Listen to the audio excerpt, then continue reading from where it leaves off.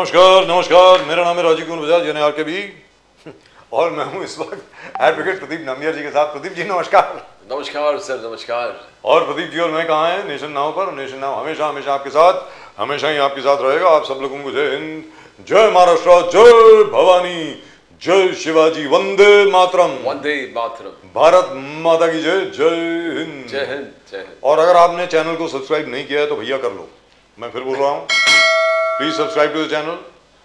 अभी मौका है, क्योंकि क्या है, आफ्टर अबाउट 5 or 6 months या even earlier maybe this will become a paid channel, तो आपको पैसे देने पड़ेंगे। अभी क्या है, आप चैनल को सब्सक्राइब कर लीजिए। At the moment it's free. When you subscribe to that icon out there, you subscribe to the fastest growing channel of the nation. Nation Now, the fastest growing channel of the nation. Nation Now. Nation Now, fastest growing channel of the nation. Or to all our viewers in China, ni hao. To all our viewers in Japan, konnichiwa. Though I don't know how the guys in China are watching, but they are watching, which is amazing. And to all our viewers in Kerala, swagatam. To all our viewers in Tamil Nadu, vanakkam. Pradeep ji. Abaria ko jambo to our viewers in East Africa, South Africa, the continent of Africa, wherever they speak Swahili.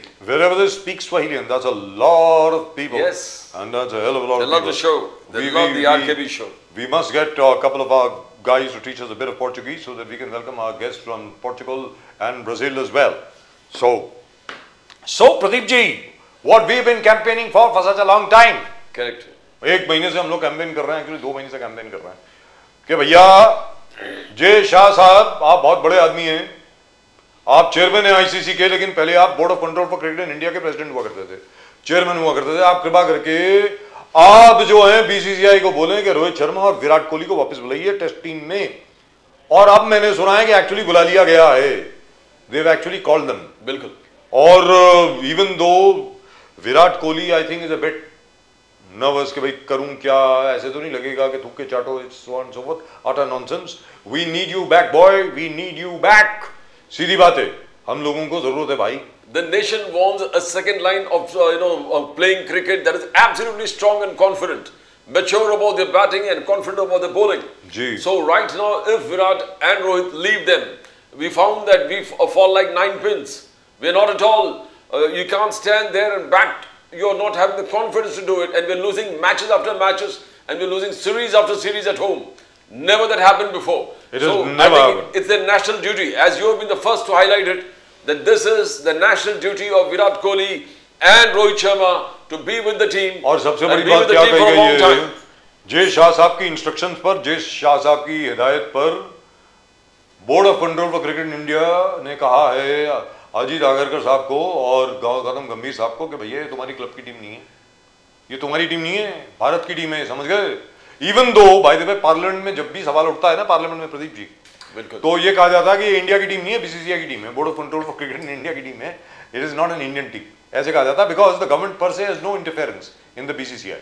BCCI is supposed to be completely separate from the government, unlike say the IHF and the Wrestling Federation of India and all these other people who are dependent on the government for funds. In fact, the BCCI can actually fund so many other sports. लेकिन यहाँ पर ये कहा गया है कि भैया सीधे हो जाओ, वरना तुमको भी लटका करके बाहर फेंक देंगे, सीधी सादी बात है। और प्रदीप जी आपने देखा होगा जब हम लोग जीते अभी संडे को जो मैच जीते ना हम लोग, जिस तरीके से उछल कूद करके, मतलब the way Virat Kohli jumped up and all that, और उसके बाद गौतम गंभीर गया उसको मिलने के लिए, दोनों they were very uncomfortable with each other, even though both are from Delhi, दोनों दिल्ली के, और दोनों बहुत अनकंफर्टेबल थे एक दूसरे के साथ। और फाइनली आई थिंक जो रोहित शर्मा है, रोहित शर्मा ने तो अपनी जीभ निकाल दी थी, actually stuck out his tongue at Gautam Gambhir, क्या बोल भाई अब क्या है। लेकिन मेरा ये कहना है कि आखिर में I think good sense is prevailing and these two Johnnies have been ordered कि भाई देखिए आप टेस्ट टीम में इनको वापस बुलाइए, वरना आप रवाना हो जाइए यहाँ से, रुखसत हो जाइए इस जगह से, because you can't have a situation where the whole country goes into depression. Cricket is like a religion, यार. Welcome, sir. It cuts across all religions, right from Arunachal Pradesh to Kutch, from Ladakh and Jammu and Kashmir to Kanyakumari. और पूरे team का दौर आप किसी व्यक्ति के हाथ में नहीं दे सकते, और किसी व्यक्ति के हाथ में एक बार दिया था ग्रेग चैपल बार हम लिखे, it's an awful experience, the people want to forget. Total क्या करा था राहुल द्रविड़ से रोप वॉकिंग कराता था, Sachin Tendulkar lost his total confidence, Sourav Ganguly, such a strong team it was, such a strong team, he totally destroyed that particular team. He made only 1%। एक आदमी उसने बहुत बढ़िया बढ़ावा दिया, वो Irfan Pathan. Irfan Pathan is still grateful to Greg Chappell because Irfan Pathan को उसने बैट्समैन बना दिया, मतलब बॉलर से बैट्समैन बना दिया, वो बॉलिंग भूल गया बेचारा। मतलब मेरा ये कहना है, अरे क्या कर रहे हो भाई, भाई लोग क्या कर रहे हो, ये मत करो यार। मेरा ये कहना है, लोग पकड़ के मारेंगे तुमको, तुम्हें क्रिकेट फैंस का मालूम नहीं है। हम जब बच्चे थे हमने देखा है, एक बार बिशन सिंह बेदी को ड्रॉप कर दिया था टेस्ट से, दिल्ली में हर जगह पे पोस्टर लग गए थे, नो बेदी नो टेस्ट, किसी की हिम्मत नहीं पड़ी थी फिरोज शाह कोटला के अंदर आने की। यही हाल था सलीम दुरानी का। सलीम दुरानी वो such a popular cricketer over here कि एक बार गलती से सलीम दुरानी को ड्रॉप कर दिया, फिर वापस लेना पड़ा, फिर अब भैया गलती हो गई, देयर वाज अ मिसकम्युनिकेशन, ऐसा कहा गया। अरे विराट कोहली है और साथ में रोहित शर्मा है, they are the most popular cricketers in the world. Pradeep ji, अभी अभी जो सीरीज हुई थी ऑस्ट्रेलिया में, जो 3 वनडे इंटरनेशनल हुए थे ना ऑस्ट्रेलिया में, बिल्कुल बिल्कुल, वहां पर the Australians themselves, the Australian commentators, they themselves were shocked. They said they've never seen such support before for even the biggest rock stars in the world. When Virat Kohli enters the stadium, अरे बाबा, और मतलब जितने लोग stadium के अंदर उतने लोग बाहर, और हर एक को ये बोल रहा है कोहली कोहली कोहली। अब ये गौतम गंभीर से देखा नहीं जाता, ये भाई साहब से इनको देखा नहीं जाता, because he wants that adulation for himself. देश के दुश्मन जो माना जाता पाकिस्तान, जी, he's got his maximum fans in Pakistan. Virat Kohli, yes. Virat Kohli के लिए एक व्यक्ति ने अपने टेरेस पे हिंदुस्तानी झंडा, भारत का झंडा लगा दिया, वो भी लाहौर में। yes, अरे बाप रे बाप, तो मतलब लोग तो मरने को तैयार हैं विराट कोहली के लिए। fans out there where Pakistan is concerned, and अरे sir, Pakistani girls are saying इसको मुसलमान बना दो and ask him to make us a second and third and fourth wife, इस तरीके से बात कर रहे हैं लोग। Now naturally this man Gautam Gambhir, he can never get this kind of adulation, ये भाई साहब जो हैं, तो as a result of which अब ये कोशिश कर रहा है इनको बाहर करो, इनका कॉन्फिडेंस खराब करो, इनका ये करो वो करो। And I was very surprised by the way the story appeared in the Mint. The Mint is the business newspaper of the Hindustan Times. The Mint, which has a deal with the Wall Street Journal. उसके अंदर था कि Board of Control for Cricket in India, some of these characters actually said that Rohit Sharma and Virat Kohli looked rusty. अबे तुमको match जितवाया गधो, और तुम बोल रहे हो रस्टी। अब क्या बोलेंगे सर, लेकिन क्या है कि लोगों का प्रेशर बहुत होता है सर, इतना प्रेशर होता है लोगों का, इतना प्रेशर होता है लोगों का। याद रखो ये क्रिकेट है, लोग चलाते हैं इसको, और इसी तरीके से ये डेमोक्रेसी है हिंदुस्तान में, लोग चलाते हैं इसको। जैसे आपने कल बोला था ना प्रदीप जी, जितना मर्जी ठोक तंत्र कर दो, जो मर्जी कर दो, आखिर में तो लोगों के पास आपको आना ही पड़ेगा, भले आप ईवीएम रिग कर दो या SIR कुछ और कर दो या कुछ और कर दो। If people vote overwhelmingly for one particular party, you can do nothing about it. That is my belief. Let me tell you that. And let's go straight across to our guests. I think we've got a wonderful panel of guests today.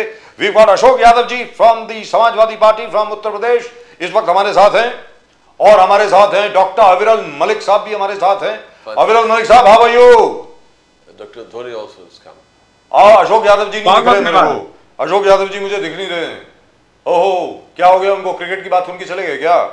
Doctor ढोने, how are you sir? Sir मजे में sir, आपको तो बहुत मजा आ रहा होगा। अभी मैं आपके फेवरेट क्रिकेटर जय शाह के बारे में बात कर रहा था मैं, तो आपको तो बहुत मजा आ रहा होगा जी। Sushil Vyas ji, how are you sir? नमस्कार। नमस्कार सर, नमस्कार। अरे भाई अशोक यादव जी कहाँ गए, जरा बुलाइए उनको वापस, उनकी बहुत जरूरत है आज। Doctor Aviral Malik, you already spoken to. Yes, doctor Aviral Malik साहब, पहले आपसे शुरू करता हूं। सर आप ये बताएं कि बार ये बात करी जा रही है कि SIR के ऊपर, पोल्यूशन के ऊपर यानी प्रदूषण के ऊपर और बॉम्ब ब्लास्ट के ऊपर सरकार डिस्कशन नहीं करना चाह रही, डिस्कशन से भाग रही है, ऐसा प्रियंका गांधी जी का कहना है और ऐसा अखिलेश यादव जी का भी कहना है। वो कह रहे हैं भाई सिंसियर डिस्कशन करो ना यार, पूरे देश को जानना है असल में हो क्या रहा है, तो why can't you have a proper discussion sir? प्रधानमंत्री जी ऑपोजिशन को कहते हैं कि भाई देखिए फोकस करिए काम पे, ये अलग अलग किस्म के बहाने मत बनाइए। अब आप बोलें सर, अविरल मलिक साहब आप बोलें sir, please go ahead sir. जी बिल्कुल। नहीं, देखिए, जहां तक विषय एक तरीके से प्रियंका गांधी जी का, कांग्रेस पार्टी का जहां तक विषय है, या माननीय प्रधानमंत्री मोदी जी का जहां तक विषय बिल्कुल स्पष्ट है। जो ये सवाल करना चाहे करें, हमें कोई समस्या नहीं है। जिस मुद्दे पे चर्चा करना चाहे उस मुद्दे पे करें, हमें किसी रूप में कोई पीड़ा नहीं है। लेकिन अगर चर्चा की बात कर ली जाए, अगर विचार विमर्श की बात कर ली जाए, डिबेट की बात कर ली जाए, जिस फोरम पे चाहे, लोकसभा में चर्चा करना चाहते हैं वहां करें, राज्यसभा में चर्चा करना चाहते हैं वहां हम तैयार हैं, विधानसभा में चाहते हैं हम तैयार हैं, विधान परिषद में करें हम तैयार हैं, सोशल मीडिया पे सवाल पूछेंगे हम वहां जवाब देंगे, मीडिया में पूछेंगे हम वहां जवाब देंगे, गली नुक्कड़ पे जहां पूछेंगे हम वहां जवाब देंगे। हमें इससे कोई प्रॉब्लम नहीं है, कोई किसी रूप में समस्या नहीं है। समस्या अगर किसी चीज की है तो केवल एकमात्र चीज वो बिल्कुल स्पष्ट है और सर्वविदित है, वो इस चीज की कि वे सत्य की कार्रवाई प्रारंभ होती है। और ओम बिरला जी कहते हैं और श्रद्धांजलियों का कार्यक्रम पूरा होता है, श्रद्धांजलियां दी जाती हैं सभी दिवंगत साथियों को।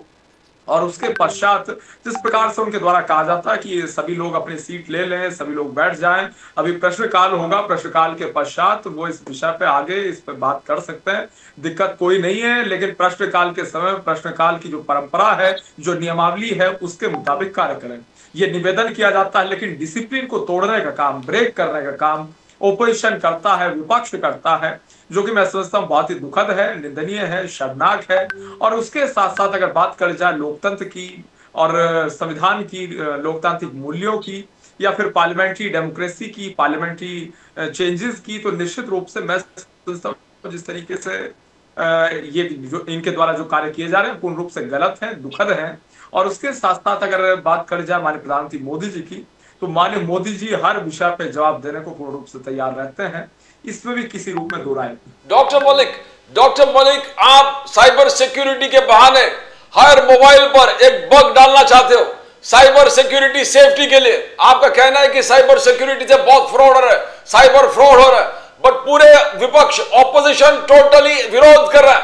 अभी आप हर मोबाइल में जाकर स्नूपिंग करना चाहते हो, हर मोबाइल पर जाकर यह जानना चाहते हो कि व्यक्ति क्या कर रहा है, कौन सा पॉलिटिकल टेस्ट है, उनका खाता क्या है, क्या नहीं, ये क्या है, क्या जरूरत पड़ा हर मोबाइल में घुसकर स्नूप करने का, क्या जरूरत पड़ा? Is it right? Is it not against the very tenets of democracy? You are doing snooping doctor Malik. बोलिए डॉक्टर मलिक। देखिए, मैं समझता हूं इसमें कोई समस्या नहीं है, किसी रूप में किसी को कोई पीड़ा नहीं है। अगर किसी को कोई समस्या है तो किन लोगों को है वो मैं समझ सकता हूं। उन लोगों को है जो हर मुद्दे पे सवाल खड़े करते हैं, वो मैंने भी कर रखी है डाउनलोड, और शायद आपने भी कर रखी हो, प्रदीप जी आपने भी कर रखी हो, और राजीव जी ने भी शायद कर रखी हो, बहुत से लोगों ने कर रखी हो, बहुत से कांग्रेस के साथियों ने कर रखी होगी, बहुत से सपा के साथियों ने कर रखी होगी। वो डाउनलोड करना मैं समझता हूँ कोई बहुत बड़ी चीज नहीं है, बहुत बड़ी समस्या नहीं है।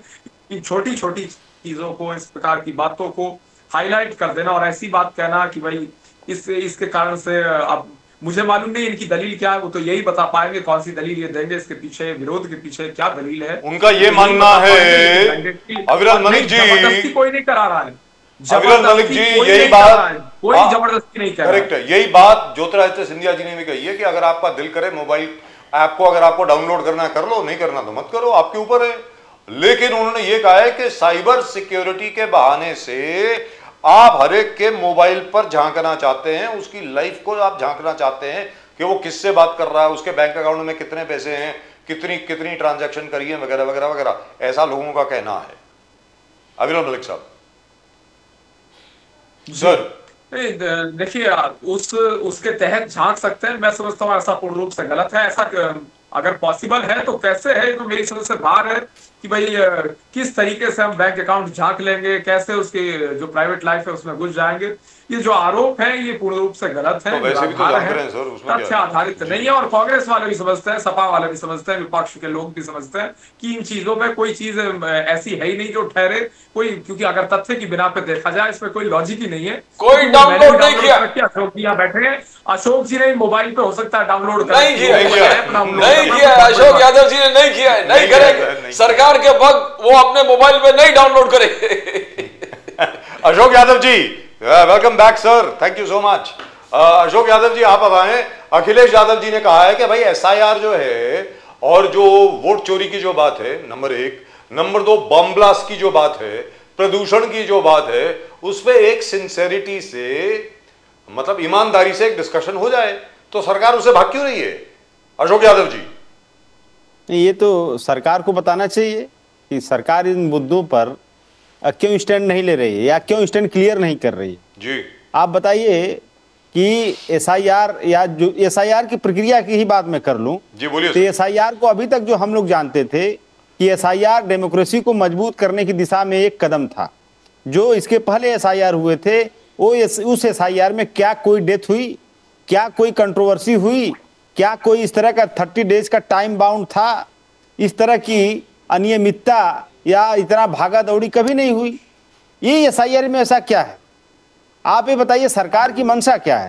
आप विदेश का अगर कल्चर देखेंगे तो वहाँ पे जो वोटर्स होते हैं वो अपने सारे डॉक्यूमेंट्स लेकर के जाके वहाँ रजिस्ट्रेशन करवाते हैं। हमारे यहाँ इनरोलमेंट होता है, हमारे यहाँ सरकार की एजेंसियां जाती हैं, चुनाव आयोग जाता है, वोटर के घर पर जाता है, उनको वेरीफाई करता है और उनको वोटर बनाता है। हमारा डेमोक्रेसी को मजबूत करने के लिए ये पुरानी प्रक्रिया है। लेकिन हमारे देश का चुनाव आयोग विदेशी पैटर्न पर चला गया है और हमारे जो वोटर्स हैं उनसे कहा जा रहा है कि फला फला फला फला डॉक्यूमेंट्स दो, नहीं तो तुम्हारा नाम काट दिया जाएगा। ये तो एक तरह से डिक्टेटरशिप है। ये इसका एसआईआर का ये ऑब्जेक्टिव इतिहास आप खंगाल डालिए, कभी नहीं था। और इस तरह का जिस तरह से बीएलओज अभी जो 30 नवंबर को जो सर्वेश सिंह बीएलओ जो सुसाइड किया है, उसकी बातें सुनकर तो कोई भी आदमी रहेगा उसका हृदय द्रवित हो जाएगा। उससे मतलब इतना इमोशनल बात उसने बोला। और ऐसी बातों को लेकर के जब हमारे विपक्ष के लोग संसद में अपनी बात रखने के लिए मांग करते हैं तो मोदी जी करने की ये ड्रामा है। तो अब ऐसी संवेदनहीन सरकार मुझे नहीं लगता है कि इतिहास में कभी होगी जो बीएलओज की मौत पर उनको ड्रामा बता रही है। लेकिन सर लोग ड्रामा बता रही है। सर लोग आत्महत्या क्यों कर रहे हैं, मुझे ये समझ में नहीं आ रहा। Why are they committing suicide? इतना ज्यादा प्रेशर क्या है? मतलब आपके समझ में क्या हो सकता है, क्या बात हो सकती है? जो बीएलओ हैं वो मतलब कोई 8 सुसाइड हो गई है अभी तक, 8 लोगों ने आत्महत्या कर ली है। तो यूपी में 8 लोग हो गए। यूपी में 8 लोग हो गए। 8। हाँ, जो उनका देखिए जो सुसाइड कर रहे हैं अभी, तो आपने जो मैं चर्चा कर रहा था सर्वेश सिंह का, इनका तो सुसाइड नोट पड़ा हुआ है। ये तो सबको मतलब पब्लिक डोमेन में है। तो ये भी वही बात लिखे हैं, प्रेशर। अब ये बताइए कोई अगर सरकारी टीचर है तो उसके पास खुद टीचिंग करने का काम है। अब वो सब टीचिंग का काम छोड़ करके वो सब बीएलओ का काम भी कर रहा हो। उसके बाद 30 डेज का प्रेशर भी है, उसके बाद इंटरनेट का ग्लिच है, उसके बाद और सारे काम हैं उसके। तो आप देखिए जो बीएलओ हमारे गांव के बीएलओ हम देखते हैं कि सिर्फ बीएलओ नहीं, उसका हस्बैंड, उसके बच्चे, उसके परिवार के अन्य लोग, पूरा परिवार लगा हुआ है इसी काम में, पूरा परिवार लगा हुआ है इसी काम में। अब जिसके पास पूरा परिवार नहीं है, हैंड्स नहीं रहेगा, वो बीएलओ तो पागल हो जाएगा। तो ये तो जेन्युइन प्रॉब्लम है। हमारी जो मांग है, हम एसआईआर से नहीं भाग रहे हैं, एसआईआर के विरोध नहीं हमारा है। हमारा विरोध है एसआईआर हो, प्रॉपर तरीके से हो, एसआईआर में ट्रांसपेरेंसी हो। एसआईआर जिस तरह से होता आया है उस तरह से एक 30 डेज का टाइम बाउंड, एक तरह से तो ये मतलब ऐसा कभी नहीं हुआ कि 30 दिन में ही सारा आपको करके दे दे रहा है। तो इसको टाइम को 60 दिन बढ़ा दो, 120 दिन कर दो, आप 3 महीना ले लो। ऐसा तो है नहीं कि यूपी का चुनाव सर पर चढ़ा रहा है। अशोक यादव जी, अखिलेश यादव जी और समाजवादी पार्टी का और एक चार्ज है कि बीजेपी ने स्टडी कर दी है कि कौन से बूथ में समाजवादी स्ट्रांग है, समाजवादी पार्टी कैंडिडेट्स के ज्यादा मत है, और उस बूथ में एसआईआर के माध्यम से आप पीडीए के वोट्स को डिलीट करो, एलिमिनेट करो। यह बड़ा सबसे बड़ा खतरा है। यह अखिलेश यादव जी समाजवादी पार्टी का भय है 2027 इलेक्शन से पहले। किस हद तक ये how can you justify it Ashok Yadav ji? देखिए जो लोकल जो बूथ होते हैं उन बूथों पर हर बूथ पर भाजपा का पन्ना प्रमुख है, ये तो सबको पता है। बीएलएज हैं और बीएलओज हैं, तमाम यूनिट्स हैं, और उनको एक पन्ना प्रमुख का काम क्या है? वो एक पेज का वोटर लिस्ट देखता है और वो जान जाता है कि फलाने में, उसमें टाइटल तो होता नहीं है लेकिन वो जानता है, भाई गांव का आदमी किसको नहीं जानेगा, वो जानता है कि फला कौन जाति के हैं, कौन धर्म के हैं और किस पार्टी को वोट देते आए हैं। ये भी बात नहीं छुपती है जल्दी किसी से। ये 90% इंफॉर्मेशन बिल्कुल सटीक रहती है। जो पन्ना प्रमुख हैं या जो बीएलओ बीएलएज हैं वो जानते हैं कि फला घर का आदमी किस पार्टी को वोट देता है, वो उसी को टारगेट करके अपना लिस्ट बना के दे देते हैं ऊपर, और ऊपर भाजपा वाले उसका धीरे धीरे इसी तरह से कलेक्ट करते पूरे विधानसभा का डेटा और उसी आधार पर नाम हटा देते हैं। इस तरह की चीजें तो 2022 के विधानसभा चुनाव में हुई थी और हमारी पार्टी ने हजारों की संख्या में एफिडेविट लगा करके बाकायदे चुनाव आयोग को हमने कंप्लेन की थी, लेकिन कोई सुनवाई नहीं हुई। तो इस तरह का आप एसआईआर करवा रहे हैं कि उनका एसआईआर का ऑब्जेक्टिव है कि भाजपा को फायदा पहुंचाओ। आप इस तरह के एसआईआर अगर कराएंगे तो मैंने अभी अडम गोंडवी जी की एक कविता है कि जो डलहौजी न कर पाया वो हुकाम कर देंगे, और कमीशन दो तो हिंदुस्तान को नीलाम कर देंगे। तो ये कमीशन चुनाव आयोग मोदी सरकार से लेकर के इस देश की डेमोक्रेसी को नीलाम करने पर लगा हुआ है। तो अशोक यादव जी, इसके पहले कि मैं डॉक्टर धोने के पास जाऊं, एक सवाल आपसे ये और है कि ये 30 दिन की डेडलाइन का क्या मतलब हो? जैसे आपने बताया और हम भी हमें ना जाने कितनी मर्तबा बोल चुके हैं, भाई उत्तर प्रदेश में चुनाव जो हैं वो 2027 में होने वाले हैं, तो इतनी जल्दी में क्यों हो? नंबर एक। नंबर दो, जो 17,500 कंप्लेंट्स, तकरीबन 17,800 कंप्लेंट पिछले 10 के 12 साल में समाजवादी पार्टी ने लिखित में एफिडेविट के साथ, एविडेंस के साथ इलेक्शन कमीशन को दी, उसमें से सिर्फ 4 या 5 का जवाब आया है, और वो भी डीएम ने जवाब दिया है, इलेक्शन कमीशन ने जवाब नहीं दिया। उसके ऊपर कोई डेवलपमेंट हुई है सर? अशोक यादव जी प्लीज, क्योंकि मुझे मालूम है सुशील व्यास जी इस पे बात करेंगे। So which is why I want to make it clear कि वो एफिडेविट भी है, उसमें अटैच्ड भी है, एविडेंस भी अटैच्ड है, और बाकी सब भी अटैच है। 17,800 कंप्लेंट्स गई हैं, and they have all followed both the spirit and the letter of the law, and only 5 answers have been given so far, and that too by the DM. Ab I don't know what the law is.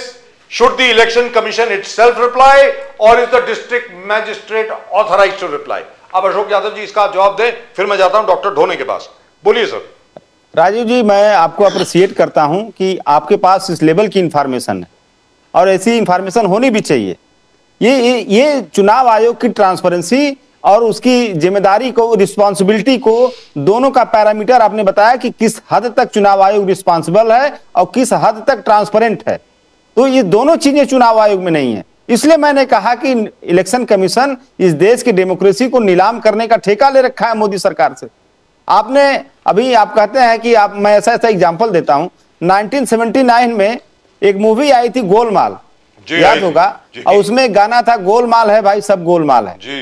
ये पूरी सरकार गोलमाल काम कर रही है। अभी तो मैं इंटरनेशनल मॉनेटरी फंड की एक रिपोर्ट लेकर के बैठा हूं प्रदीप जी, राजीव जी, उसमें जो है आईएमएफ ने कहा है कि अर्थव्यवस्था के आंकड़ों की विश्वसनीयता, क्रेडिबिलिटी में भारत सरकार को कैटेगरी सी में डाल दिया, और ये कहा है कि जो जीडीपी कैलकुलेशन का इनका मेथड है, मेथोडोलॉजीज, उस मेथोडोलॉजी में ही प्रॉब्लम है। 2011-12 को बेस ईयर मान करके जीडीपी को कैलकुलेट करके जीडीपी को ज्यादा दिखाया जा रहा है।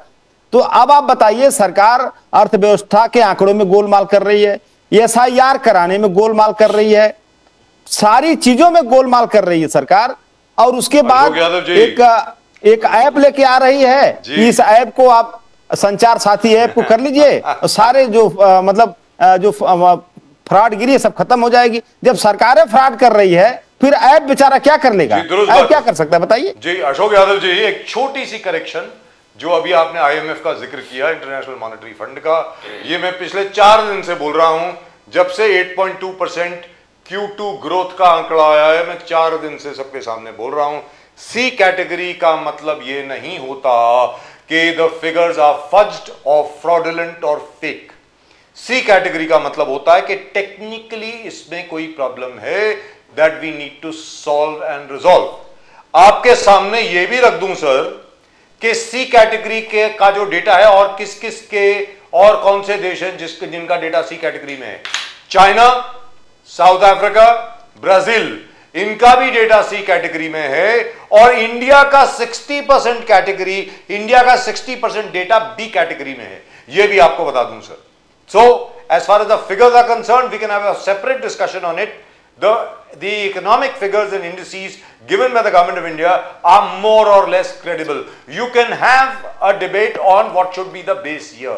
Base year कौन सा होना चाहिए? उसके पहले बीच में क्या था कि आपने 2011-12 का बेस ईयर रखा, बीच में जब 2020-21 का बेस ईयर रख रहे थे, तब भी प्रॉब्लम थी। क्या प्रॉब्लम थी कि कोविड की वजह से लॉकडाउन था, तो उसमें तो जीरो इकोनॉमिक ग्रोथ थी। So naturally the growth for the next 2 years would be around 10%. So as a result of which we can have a debate on that. However, let me go to Dr. ढोने साहब, एक छोटी सी बात आपके सामने में रखना चाहता हूं। पहले वो बात सुन ले, सभी लोग सुन ले sir please. This is my favourite subject which is why I would like you to indulge me a little bit. छोटी सी बात है सर, ज्यादा बड़ी बात नहीं है, छोटी सी बात है, मैं सिर्फ I will take less than 30 seconds. एक हमारे प्रधानमंत्री हुआ करते थे जिनका नाम था डॉक्टर मनमोहन सिंह, याद है सर आपको?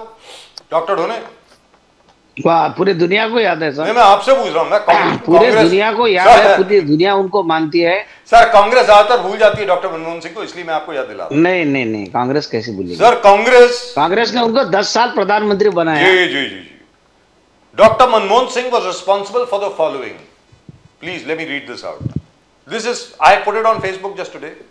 Special economic zones, Special Economic Zone Act 2005, Right to Information Act 2005, National Rural Employment Guarantee Scheme NREGA 2005, Jawaharlal Nehru National Urban Renewal Mission, Improvements to the Sarva Shiksha Abhiyan, mobile number portability, यानी आपका mobile number change नहीं होगा भले ही आप अपने service provider को change कर दें। Indo US nuclear deal which was considered absolutely impossible at one time. Total elimination of polio, polio बिल्कुल खत्म हो गया देश से, और एक साल में, only for 1 year I agree, the GDP clocked at about 10.08% for the whole year, 10.08%। That is doctor Manmohan Singh. तो मैं आपसे जानना चाह रहा हूं सर, जब आपका डिस्कशन होता है, जब भी आप लोग बात करते हैं बीजेपी से या किसी भी रूलिंग पार्टी से, आप अपनी उपलब्धियां गिनाते क्यों नहीं हैं? आपसे पूछ रहा हूं डॉक्टर ढोने। नहीं गिनाते हैं सर, गिनाते हम बोलते हैं कि भाई कांग्रेस ने क्या किया। कांग्रेस का जो ये था आरटीआई का जो है, आपने आरटी जो है जी, राइट टू इन्फॉर्मेशन, आम आदमी को राइट टू इन्फॉर्मेशन, एक आम आदमी को 10 रुपए का टिकट लगा के जानकारी मिल जाती है जी, मिल जाती थी। केवल पहले एमएलए को और एमपी को ही मिलती थी जी, वो भी बड़े मुश्किल से मिलती थी। वो जानकारी आम आदमी को मिलने का जो अधिकार है वो कांग्रेस ने दिया है। और सोनिया, उसमें खास तौर से सोनिया गांधी जी का नाम लेना चाहूंगा कि उस वक्त कांग्रेस के कुछ नेताओं ने कहा था कि मैडम ये बिल को मत लाइए, 70 साल से अपनी सरकार थी, लोग 10 रुपए का टिकट लगाएंगे, जानकारी मांगेंगे, तो हो सकता है अपन दिक्कत में आ सकते हैं। तो सोनिया गांधी ने बोला कि नहीं नहीं, ये तो जनता का अधिकार है, लोगों को जानकारी मिलनी चाहिए। और दिक्कत में आए आप लोग जी, और दिक्कत में आप लोग आए जी। नहीं ठीक है, दिक्कत में आए तो ठीक है ना। देखिए, कांग्रेस का रहे, भाजपा का रहे, कोई भी पार्टी का रहे, नेता ईमानदार रहना चाहिए। जो बेईमान नेता है, कांग्रेस के रहे, भाजपा के रहे, वो डरेंगे। तो सोनिया गांधी की तो सोच थी कि सब देश में ईमानदार नेता तैयार हो, ईमानदार अधिकारी तैयार हो, ये तो उनकी सोच थी। और वो उसी राह पे चलती भी थी कि जो 3 ड्रेस बदले उन्होंने, शिवराज पाटिल साहब ने तो 3 ड्रेस बदले जब बॉम्बस्फोट, दिल्ली बॉम्बस्फोट के बाद, तो उन्होंने उनको मंत्रिमंडल से निकाल दिया। टेररिस्ट अटैक हुआ था जामिया में, हाँ, तो वही। और ये विलासराव देशमुख जी ने अपने लड़के को लेके गए और अपने वो राम गोपाल वर्मा को लेके गए, इस कारण से उनको भी इस्तीफा देने का काम पड़ा जी। तो ये जो नैतिकता की बात है, ये सोनिया गांधी जी के पास है। सोनिया गांधी ने कहा कि ये नहीं, बिल्कुल नहीं चलेगा, ना भ्रष्टाचार चलेगा, ना कोई अनैतिक बात चलेगी, ये या सब आप नीति से चलिए, ईमानदारी से चलिए, ये बात थी। आरटीई का भी मैं बोलूंगा, राइट टू एजुकेशन, गरीब बच्चों को 25% रिजर्वेशन उन्होंने दिया है प्राइवेट स्कूलों में। प्राइवेट स्कूलों में भी 25% बच्चे जो गरीबों के पढ़ने चाहिए, ये भी दिया है। इम्प्लीमेंट नहीं होता जी। हाँ, नहीं होता है सर हो रहा है। उसमें एक दिक्कत है कि जो स्कूल एडमिशन देते हैं, उनको सरकार की तरफ से जो पैसे मिलने चाहिए वो नहीं मिल रहे। करेक्ट, दिक्कत यहाँ पे आ रही। वो तो कर रहे हैं, उनको तो करना है, वो तो एडवर्टाइज देते हैं, एप्लीकेशन मंगाते हैं, लोग तो अपने बच्चों को अच्छे स्कूल में डालने के लिए कोशिश करते हैं। जहाँ पे अगर कहीं नहीं होता है, कोई किसने धांधली करने की कोशिश की, तो अभी की बात कर लें प्रदीप जी, तो करती है। तो अभी की बात कर लें डॉक्टर धोले साहब, मोहन भागवत जी, आरएसएस मोहन भागवत जी ने कहा, when prime minister Modi speaks the world leaders listen. ये पहली बार हो रहा है उनका, मोहन भागवत जी का कहना है कि फर्स्ट टाइम जब मोदी जी कुछ बोलते हैं तो पूरे दुनिया के लीडर्स सुनते हैं, दे लिसन टू हिम। और ये भारत का स्ट्रेंथ है, और ये स्ट्रेंथ मोदी जी ने लाया। तो विकसित भारत, तो किस प्रकार से देखते हो मोहन भागवत जी तारीफ करना मोदी जी का कि एक बहुत बड़ा नेता, विश्व गुरु के स्तर पर लेके आया मोदी जी को। सर ऐसा है, अब ये कहावत है, अब मैं ये नहीं बोल रहा है चोर है, ऐसा नहीं बोल रहा, लेकिन एक कहावत रहती है, चोर चोर मौसेरे भाई। मालूम है आपको कहावत? मुझे मालूम, चोर चोर मौसेरे भाई। अमीर मलिक जी तो ऐसा है, सुनिए, अभी मोदी जी को भी 75 इयर्स हो गए और मोहन भागवत जी को भी 75 इयर्स हो गए। अब दोनों एक दूसरे की तारीफ कर रहे, दोनों भाई बन गए अभी। क्योंकि आपने नियम बनाया था 75 के ऊपर नहीं रहना चाहिए। मोहन भागवत जी भी बोल रहे थे, उन्होंने खुद बोला था कि 75 के ऊपर तो बिल्कुल नहीं रहना चाहिए। लेकिन अभी दोनों की भी इच्छा है। मोहन भागवत जी को जो जेड प्लस सिक्योरिटी मिल रही है, सरकारी सुविधा मिल रही है, मंत्री से भी ऊपर, मुख्यमंत्री से भी ऊपर उनका दर्जा हो गया है, तो उनको भी अच्छा लग रहा है।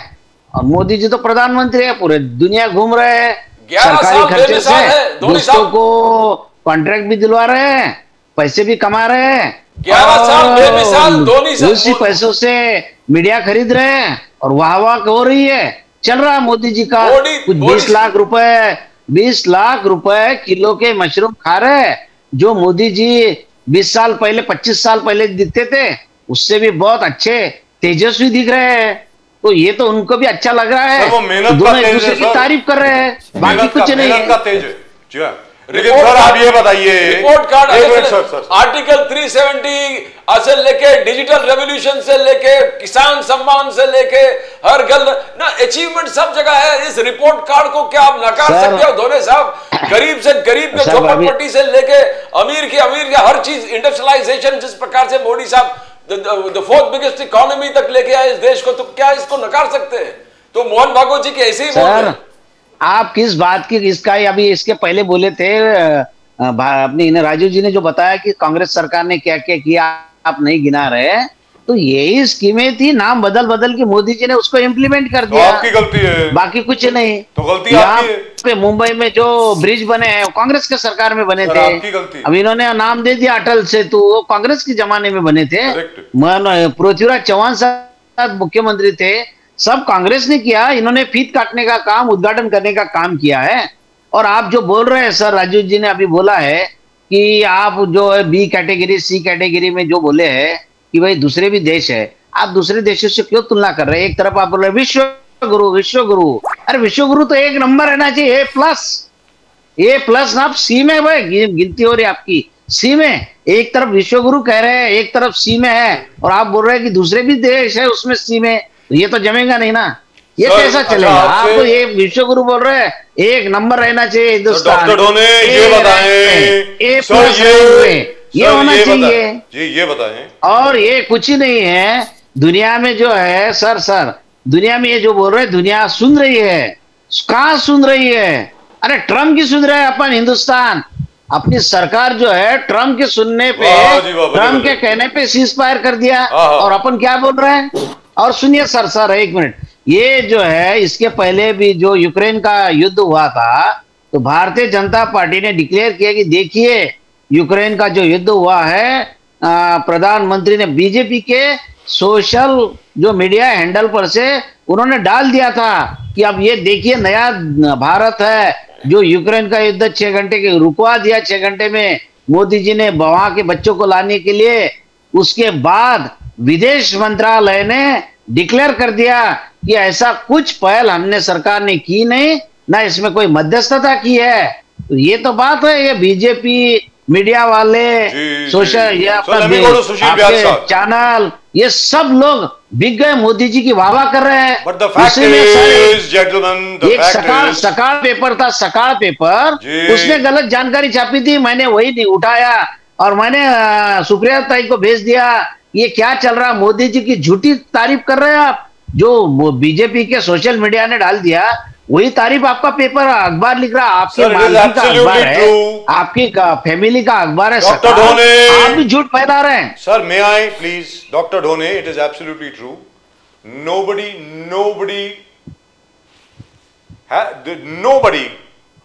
agreed to a ceasefire because of us. However, it is also true that we were able to bring practically all our students back. हमारे जितने भी विद्यार्थी थे हम उन लोगों को वापस लाने में सफल हुए। वॉर किसी ने रुकवाई नहीं, लेकिन फिर भी हम लोग अपने लोगों को वापस लाने में सफल हुए, जैसा इराक से, जैसा यमन से, जैसा 2-3 और जगह से हम लोग लेकर के आए, इसमें कोई दो राय नहीं है। Let me go to Sushil. Sir इसके पहले भी आए सर, कांग्रेस के जमाना में भी आए हैं लड़के सर। नहीं, ये कोई ऐसा मोदी जी ने विशेष काम किया ऐसा नहीं है सर। कांग्रेस के जमाने में भी आए हैं, मोदी जी के जमाने में विशेष काम हमने देखा है सर, कि हमारे हिंदुस्तानियों को हथकड़ी लगा के अमेरिका ने भेजा, ये हमने देखा पहली बार। I agree with you. Now let me go to Sushil Vyas ji. Sushil Vyas ji, Modi ji ने यह कहा है कि भैया अपने काम पे आप फोकस कीजिए, कंसंट्रेट कीजिए। ये क्या आप हार को लेकर के एसआईआर करते जा रहे हैं? कांग्रेस को कहा आप जरा बीजेपी से ही कुछ सबक ले लीजिए। 1984 हम 2 सीटों पर थे और अब हमारी सरकार तीसरी बार लगातार बनी है। अगर आप काम करेंगे तो लोग आपको वोट देंगे। ये आप लोग जो एसआईआर को लेकर के एक भ्रमित चीजें फैला रहे हैं वो गलत है, ऐसा मोदी जी ने कहा है। आप सुशील व्यास जी आप बताएं। बजाज जी नमस्कार। नमस्कार सर।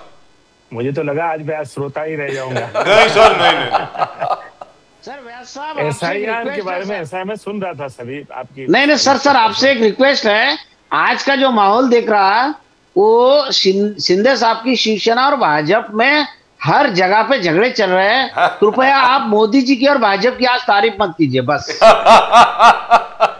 बोलिए डॉक्टर साहब, शायद आपको पता नहीं है, मैंने पिछले एपिसोड में भी बजाज जी से और नाबियाल जी से रिक्वेस्ट की थी कि जब भी बीजेपी के प्रवक्ता यहाँ पे होते हैं तो मैं एनडीए की तरफ से कुछ नहीं बोलूंगा, मैं सिर्फ अपनी पार्टी की तरफ से। जी बोलिए सर। बिल्कुल। बीजेपी का प्रवक्ता नहीं होगा तो निश्चित रूप से एनडीए में का घटक दल हो तो मैं जरूर बोलूंगा, लेकिन आज जो कोई बीजेपी के ऑफिशियल प्रवक्ता यहाँ है इसलिए मैं सिर्फ मेरी पार्टी की तरफ बोलूंगा। अब सवाल बजाज जी ने जो प्रश्न रखा, प्रधानमंत्री जी ने संसद में क्या कहा, किससे क्या कहा।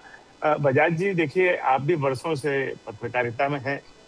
एसआईआर मुझे बताइए कि किस पार्टी को इससे क्या लेन देन है? ये एक प्रक्रिया है जो Indian representation of people act 1950, 51 वाला नहीं, 51 वाला चुनाव से संबंध रखता है। ये 50 वाला जो कानून है उसके तहत धारा 21 के अनुसार ये जो समय समय पर रिवीजन होता है, स्पेशल रिवीजन होता है, एसआईआर जो सारी प्रक्रिया है वो अपनाई जा रही। अब उसमें क्या गलत हो रहा है जिसपे आप पूरे देश के संसद को रोक के चाहते हो कि नहीं इसमें हमको यही चर्चा करनी है? मैं अभी आंकड़े आपकी जब चर्चा चल रही थी, हमारे कोई एक भाई समाजवादी के अशोक यादव जी समाजवादी पार्टी के 99.18% फॉर्म एन्यूमरेशन फॉर्म बांट दिए गए और उसमें से 90.47% एन्यूमरेशन फॉर्म वापस आ गए। तो देश की जनता जो 12 राज्यों में जहाँ एसआईआर हो रही है, दिल खोल करके पूरे तन मन धन से इसमें शामिल हो रही है, इसमें हिस्सेदारी कर रही है, तो किसको क्या कहाँ कोई तकलीफ हो रही है? अब तकलीफ उनको हो रही है जिनको लग रहा है कि उनकी जो इधर उधर की जो चीजें थी वो अब खुल के सामने आ जाएगी। अब अन्यथा 99.18% लोगों ने तो फॉर्म ले लिए, उसमें से 90% लोगों के फॉर्म वापस डिजिटाइज हो गए। तो एसआईआर की प्रक्रिया में देश के 12 राज्यों की जनता तो शामिल हो रही है, तो आप किसके भी आप पे अपने बात करके देश की संसद को रोकना चाहते हो? कहाँ कुछ गड़बड़ी हुई है? सवाल ये होता है, मैं भी देख रहा था 5,32,000 बीएलओ है, उसमें से दुर्भाग्य से अगर कोई 2-4 टोटल में 6 घटना जो जिसका जिक्र अभी चल रहा था इस तरह की हुई है, उसकी जांच हो जाएगी। अगर उनके वर्क प्रेशर को चलते अगर उनके साथ कोई इस तरह की दुखद घटना हुई है, निश्चित रूप से जो उसके लिए जिम्मेदार लोग हैं उस पर कार्रवाई होनी चाहिए। और बजाज जी, आप एक बात कह रहे थे कि जो जवाब किसी ने शिकायत की तो जवाब उसका डीएम दे रहा है। जी। भारतीय कानून के अंतर्गत जो डीएम होता है वो डिस्ट्रिक्ट इलेक्शन ऑफिसर भी होता है, वो डीईओ भी होता है, वो उसको पूरे डिस्ट्रिक्ट का इलेक्शन का संचालन जो है वो उसके देखरेख में होता है। तो उसको अधिकार है भारत के संविधान के तहत जवाब देने का, तो उसने वो अपने उस अधिकार का उपयोग करते हुए अगर कोई जवाब दिया होगा, उसमें अगर गलत दिया तो उसकी अपील है। अब जाइए election commission.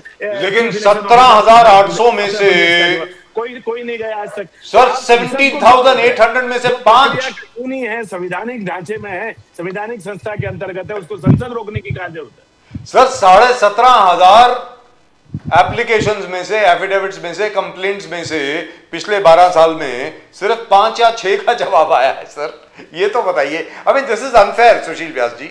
If you had been on the other side, you would have argued completely for the other side. You are an advocate. Lawyer, so I argue as per my brief. I agree with you. Pradeep ji. No, Vyas ji, पहले बार Maharashtra local bodies में बिल्कुल तालमेल नहीं है। Election commission जो कर रहा है, महाराष्ट्र स्टेट इलेक्शन कमीशन जो कर रहा है, एंड द कोर्ट्स का इंटरफेरेंस जिस प्रकार से हो रहा है। हाल ही में इलेक्शन कमीशन ने 24 लोकल बॉडीज का इलेक्शन को डिले कर दिया। एक दिन पहले डिले कर देते हैं, बोले 21 को हो जाएगा, और उसी के बाद तुरंत, यानी आज इलेक्शन है, कल हाईकोर्ट डिसाइड्स दैट आप डिक्लेयर नहीं करेंगे इलेक्शन, जो हुआ उसको डिक्लेयर नहीं करेंगे, एक साथ डिक्लेयर करेंगे। ये क्या होगा? देवेंद्र फडणवीस जी खुद अचंभित है कि क्या हो रहा है। ये बोले कि ये कभी मैंने देखा नहीं, इस प्रकार से हो रहा है।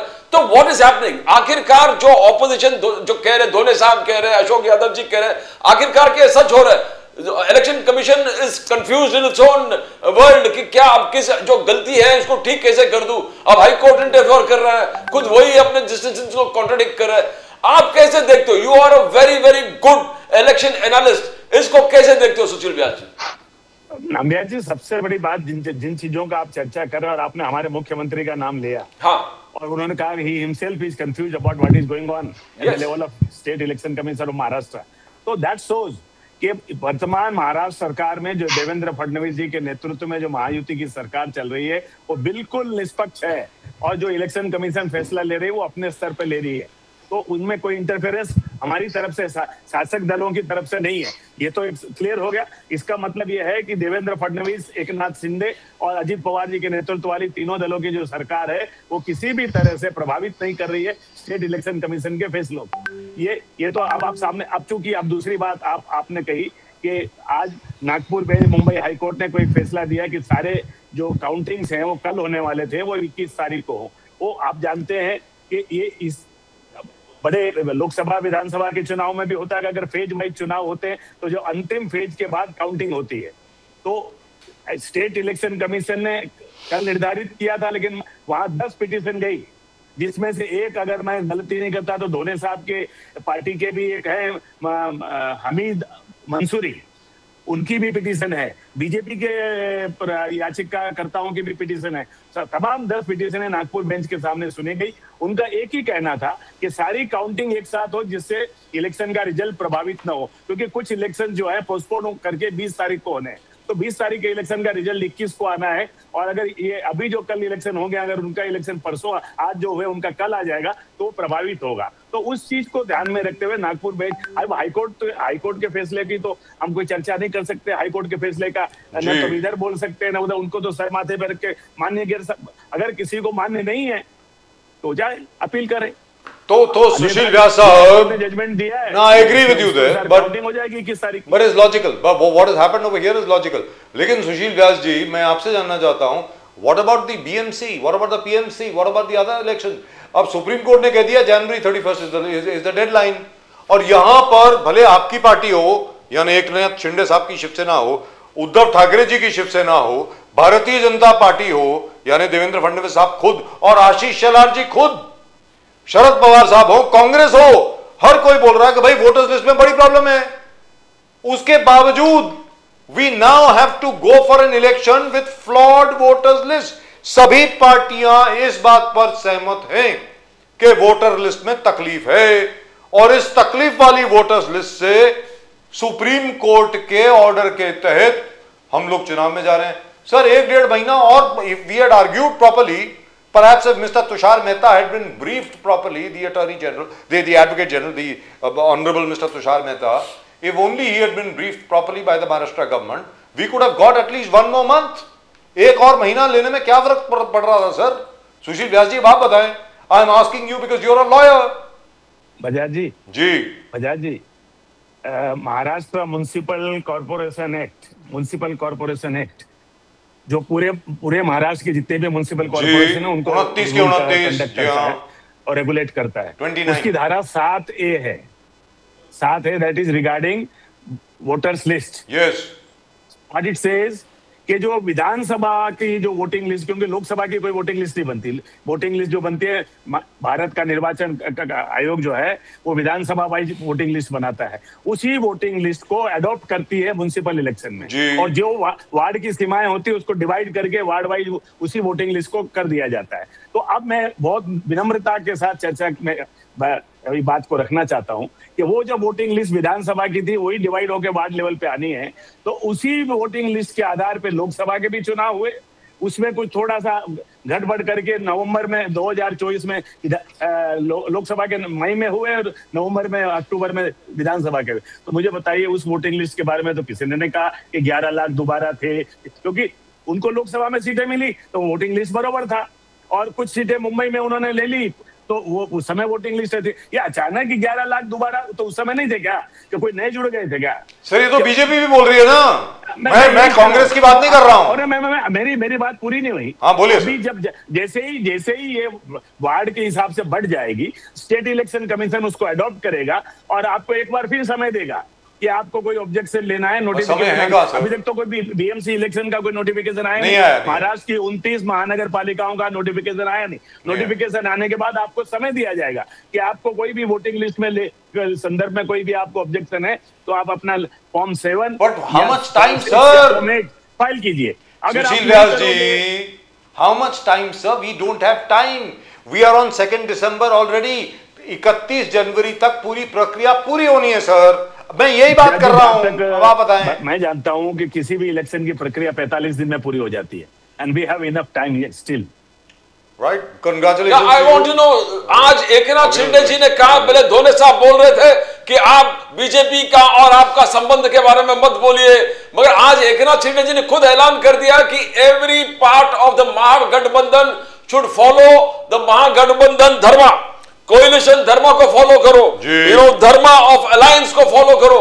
ना ये क्या कंफ्यूजिंग, 2 दिन पहले एक दूसरे को गाली दे रहे थे जब धोने साहब कर रहे थे, आज बोल रहे गठबंधन के नीतियों को आप फॉलो कीजिए। नामबियार जी, 2017 से स्थानीय निकायों के चुनाव नहीं हुए महाराष्ट्र में, लगभग 8 साल। अब आप बताइए, गली मोहल्ले और वार्ड लेवल के कार्यकर्ता अगर चुनाव लड़ने की इच्छा प्रकट करते हैं तो हमारे शीर्षस्थ नेताओं ने यह तय किया कि स्थानीय स्तर पर मान लीजिए अगर गठबंधन के तीनों दलों के लोगों में आपस में कोई भी एका नहीं होता तो हम फ्रेंडली फाइट करेंगे। उसी के तहत कुछ जगहों पर हम आमने सामने भी लड़ रहे हैं। इसका मतलब ये नहीं होता कि महायुति के गठबंधन में कहीं कुछ कमजोरी आ गई या अनबन हो गई, या कल आज के चुनाव के बाद या 20 तारीख के चुनाव के बाद ये सरकार गिर जाएगी या टूट जाए, ऐसी कोई बात नहीं है। ये स्थानीय स्तर पर कार्यकर्ताओं की एक इच्छा होती है। जैसे आप तो जानते हैं, एक ही दल में, अब कर्नाटक में आप देख रहे हैं सीएम डिप्टी सीएम का रोज मीटिंग हो रही है, नाश्ते पे बुलाए जा रहे हैं, तो एक दल के अंदर भी मतभेद होते हैं। तो यहाँ तो 3-4 दलों का महायुति गठबंधन की सरकार चल रही है, उनके कार्यकर्ताओं की भी एक अपनी इच्छा भावना होती है। 8-9 साल से कोई चुनाव स्थानीय स्तर पर हो रहा है तो हर कार्यकर्ता विधानसभा लोकसभा तो लड़ नहीं सकता, तो उसकी इच्छा होती है कि मैं वार्ड लेवल पे कम से कम 1500-2000 वाले वोट वाले क्षेत्र में तो कम से कम अपना प्रतिनिधि बनने का वो करूं। तो वो होता है स्थानीय स्तर पर, इस तरह की चीजें होती है। उसको बहुत ज्यादा आप ये मत देखिए कि महायुति में कोई बहुत बड़ा मतभेद या आपस में हम लोगों का दुराव होने जा रहा है। ये बहुत मजबूती के साथ 5 साल की सरकार चलेगी। तो कॉर्पोरेशन इलेक्शन में अलायंस में लड़ेंगे या एक दूसरे के साथ में फ्रेंडली फाइट होगी सर? वो हमारे नेताओं ने कहा है कि महायुति के नाम पे हम लड़ेंगे। Right, so I hope everything is fine. Doctor Aviral Malik, 2 या 3 चीजें, 2 चीजें सर मेरे सामने। एक तो ये है कि जब भी इकोनॉमी के बहुत अच्छे, यानी अर्थव्यवस्था के बहुत अच्छे फिगर्स आते हैं तब हमेशा उसमें फॉल्ट निकाले जाते हैं। नंबर 1 ये कहा जाता है कि भाई सेकंड क्वार्टर 8.2% हो गया। अच्छा जी, वेरी गुड। तो अब ये बताइए कि हम लोग पर कैपिटा इनकम में कहां हैं? Number 136, actually it is 136 not 142, 136 पे हैं आउट ऑफ 197 नेशंस। तो पर कैपिटा इनकम की बात निकाली जाती है। फिर कहा जाता है कि आईएमएफ ने सी कैटेगरी में लगाया है हमारे डेटा को। अरे यार, C category does not mean it's fake data. C category means there is a technical problem with it, that's it, it needs to be solved. और जिसमें 60% डेटा जो है हमारा बी कैटेगरी में है, where there is no problem. और by the way 30% of the data coming from the United States is also in the C category, ये भी आपको बता दूं। खैर वो अलग बात हो गई। मैं ये मानता हूं कि ऑपोजिशन को भी अप्रिशिएट करना चाहिए कि भैया we are growing so well, हां गरीबों के लिए भी कुछ करिए, नौकरियां लाइए, ये लाइए वगैरह वगैरह। लेकिन आपसे सवाल यह है सर, आज की तारीख में भी आप सर पेट्रोल और डीजल की कीमत देख लीजिए, नौकरियों की बात कर लीजिए, कीमतों की बात कर लीजिए, इसके ऊपर कोई बात नहीं करता है सर। अविनाल मलिक साहब, आपको मालूम है ये मुंबई शहर है जहां से हम बोल रहे हैं, महाराष्ट्र में कोई भी चीज तूर दाल के बगैर नहीं बनती। जो उड़द की दाल होती है ना, उसके बगैर नहीं बनती है, उसको यहां पे तूर दाल कहा जाता है सर। जो प्रीमियम तूर दाल है, अशोक यादव जी सुनने वाली बात है, दोनों साहब तो जानते ही हैं, ये तूर दाल की जो प्रीमियम है अमेजॉन पे, it is available for 200 rupees per kilo, 200 रुपए किलो है सर। अब आप मुझे ये बताइए सर, ये कीमतें कब नीचे आएंगी? पेट्रोल की कीमत कब आप 45 रुपए करेंगे पर लीटर? और जो डॉलर है, चलिए उसके पीछे एक लॉजिक हो सकता है, it is almost touching 90 rupees per dollar, पर यूएस डॉलर। अविनाल मलिक साहब, इसके बारे में जरा बताइए तो सही, प्लीज गो एट सर। जी नहीं, देखिए जहां तक विषय एक तरीके से महंगाई का और तमाम सारी समस्याओं का और तमाम सारे विषयों का, और उसके साथ साथ जो इकोनॉमी हमारी मजबूती के साथ आगे बढ़ रही है, फास्टेस्ट ग्रो कर रही है, तो मैं समझता हूँ बिल्कुल स्पष्ट है जिस तरीके से भारतीय जनता पार्टी के नेतृत्व में, माननीय प्रधानमंत्री मोदी जी के नेतृत्व में देश ग्रो कर रहा है, देश आगे बढ़ रहा है। मैं समझता हूँ वो सबको बिल्कुल स्पष्ट रूप से नजर आ रहा है। और उसके साथ साथ अगर बात कर जाए एक तरीके से महंगाई की, तो महंगाई किस रूप में कम हो, किस तरीके से डिक्रीज हो, इसकी निश्चित रूप से डंके चोट पर हमारी सरकार, हमारी पार्टी चिंता करती रही है, करती रहेगी। इसमें किसी रूप में मैं समझता हूँ कोई दो राय नहीं है।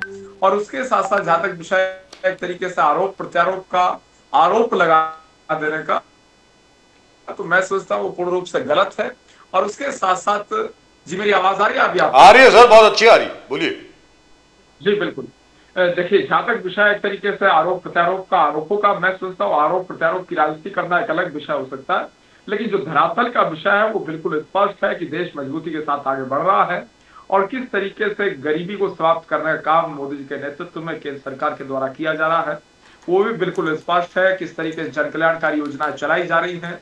और उसके साथ साथ अगर पॉवर्टी की बात कर ली जाए, पॉवर्टी समाप्त करना, गरीबी समाप्त करना, ये सभी राजनीतिक दलों का मुख्य विषय होना चाहिए। किसानों के हित की बात करना सभी राजनीतिक दलों का मुख्य विषय होना चाहिए। और उसके साथ साथ अगर जन कल्याणकारी योजनाओं की बात कर ली जाए, अगर आवास योजना की बात कर ली जाए, अगर आवास पक्का मकान हिंदू को मिलता है तो मुसलमान को मिलता है, सेकुलरिज्म के आधार पे हम योजना डॉक्टर मलिक धरातल पे नजर आती है। यूपी में हिंदू मुस्लिम सिख ईसाई डॉलर की प्राइस कब कम होगी? यूपी में फिर आप योगी आदित्यनाथ जी को हार्ड हिंदुत्व के चेहरे के सबसे उभर कर लेके आ रहे हैं। आरएसएस और बीजेपी के समन्वय बैठक कंटिन्यूसली हो रहे हैं, तो क्या डॉक्टर मलिक हम फिर वही देखेंगे, hard Hindutva in Uttar Pradesh for 2027 elections, जहां संबल पे चर्चा होगा, आंदोलन होगा, जहां ज्ञान व्यापी मस्जिद पे आंदोलन होगा, या कृष्ण जन्मभूमि पर आंदोलन होगा, तो क्या UP is going to boil? UP एक जबरदस्त एक तरीके से हिंदुत्व के हार्ड फेस योगी आदित्यनाथ जी को उभर कर, कैसे आरएसएस बीजेपी के समन्वय बैठक ऑलरेडी चालू है, किस प्रकार से देखते डॉक्टर मलिक? जी देखिए, जहां तक आरएसएस बीजेपी के समन्वय बैठक का विषय है और उसके साथ साथ समन्वय बैठकों का विषय है, हिंदुत्व का विषय है, आंदोलनों का विषय है और तमाम सारे आंदोलनों को एक तरीके से खड़ा करने का विषय है, ये बिल्कुल स्पष्ट है कि देश मजबूती के साथ आज आगे बढ़ रहा है। किस रूप में ये देश आगे बढ़े, इसकी निश्चित रूप से हमें चिंता रहती है, इसमें कोई दो राय नहीं है। और उसके साथ साथ अगर बात कर ली जाए एक तरीके से उत्तर प्रदेश की आंदोलनों की और मंदिर मस्जिद की, हम तो सबके साथ और सबके विकास की बात करने वाले लोग हैं। और अगर राम मंदिर की बात कर ली जाए तो राम मंदिर निर्माण हुआ, सफलतापूर्वक हुआ, सबने देखा और डंके की चोट पर हुआ। और उसके साथ साथ अगर राम मंदिर निर्माण की बात कर ली जाए तो राम मंदिर निर्माण के अंदर डीपली अगर इसे देख लेना चाहिए, सुप्रीम कोर्ट ऑफ इंडिया का लैंडमार्क जजमेंट आता है, उसे सही तरीके से एग्जीक्यूट और इम्प्लीमेंट करने का काम उत्तर प्रदेश की सरकार करती है योगी जी के नेतृत्व। सर यहाँ पर एक सवाल पूछ लूं आपसे, सर डॉक्टर मलिक, एक सवाल है।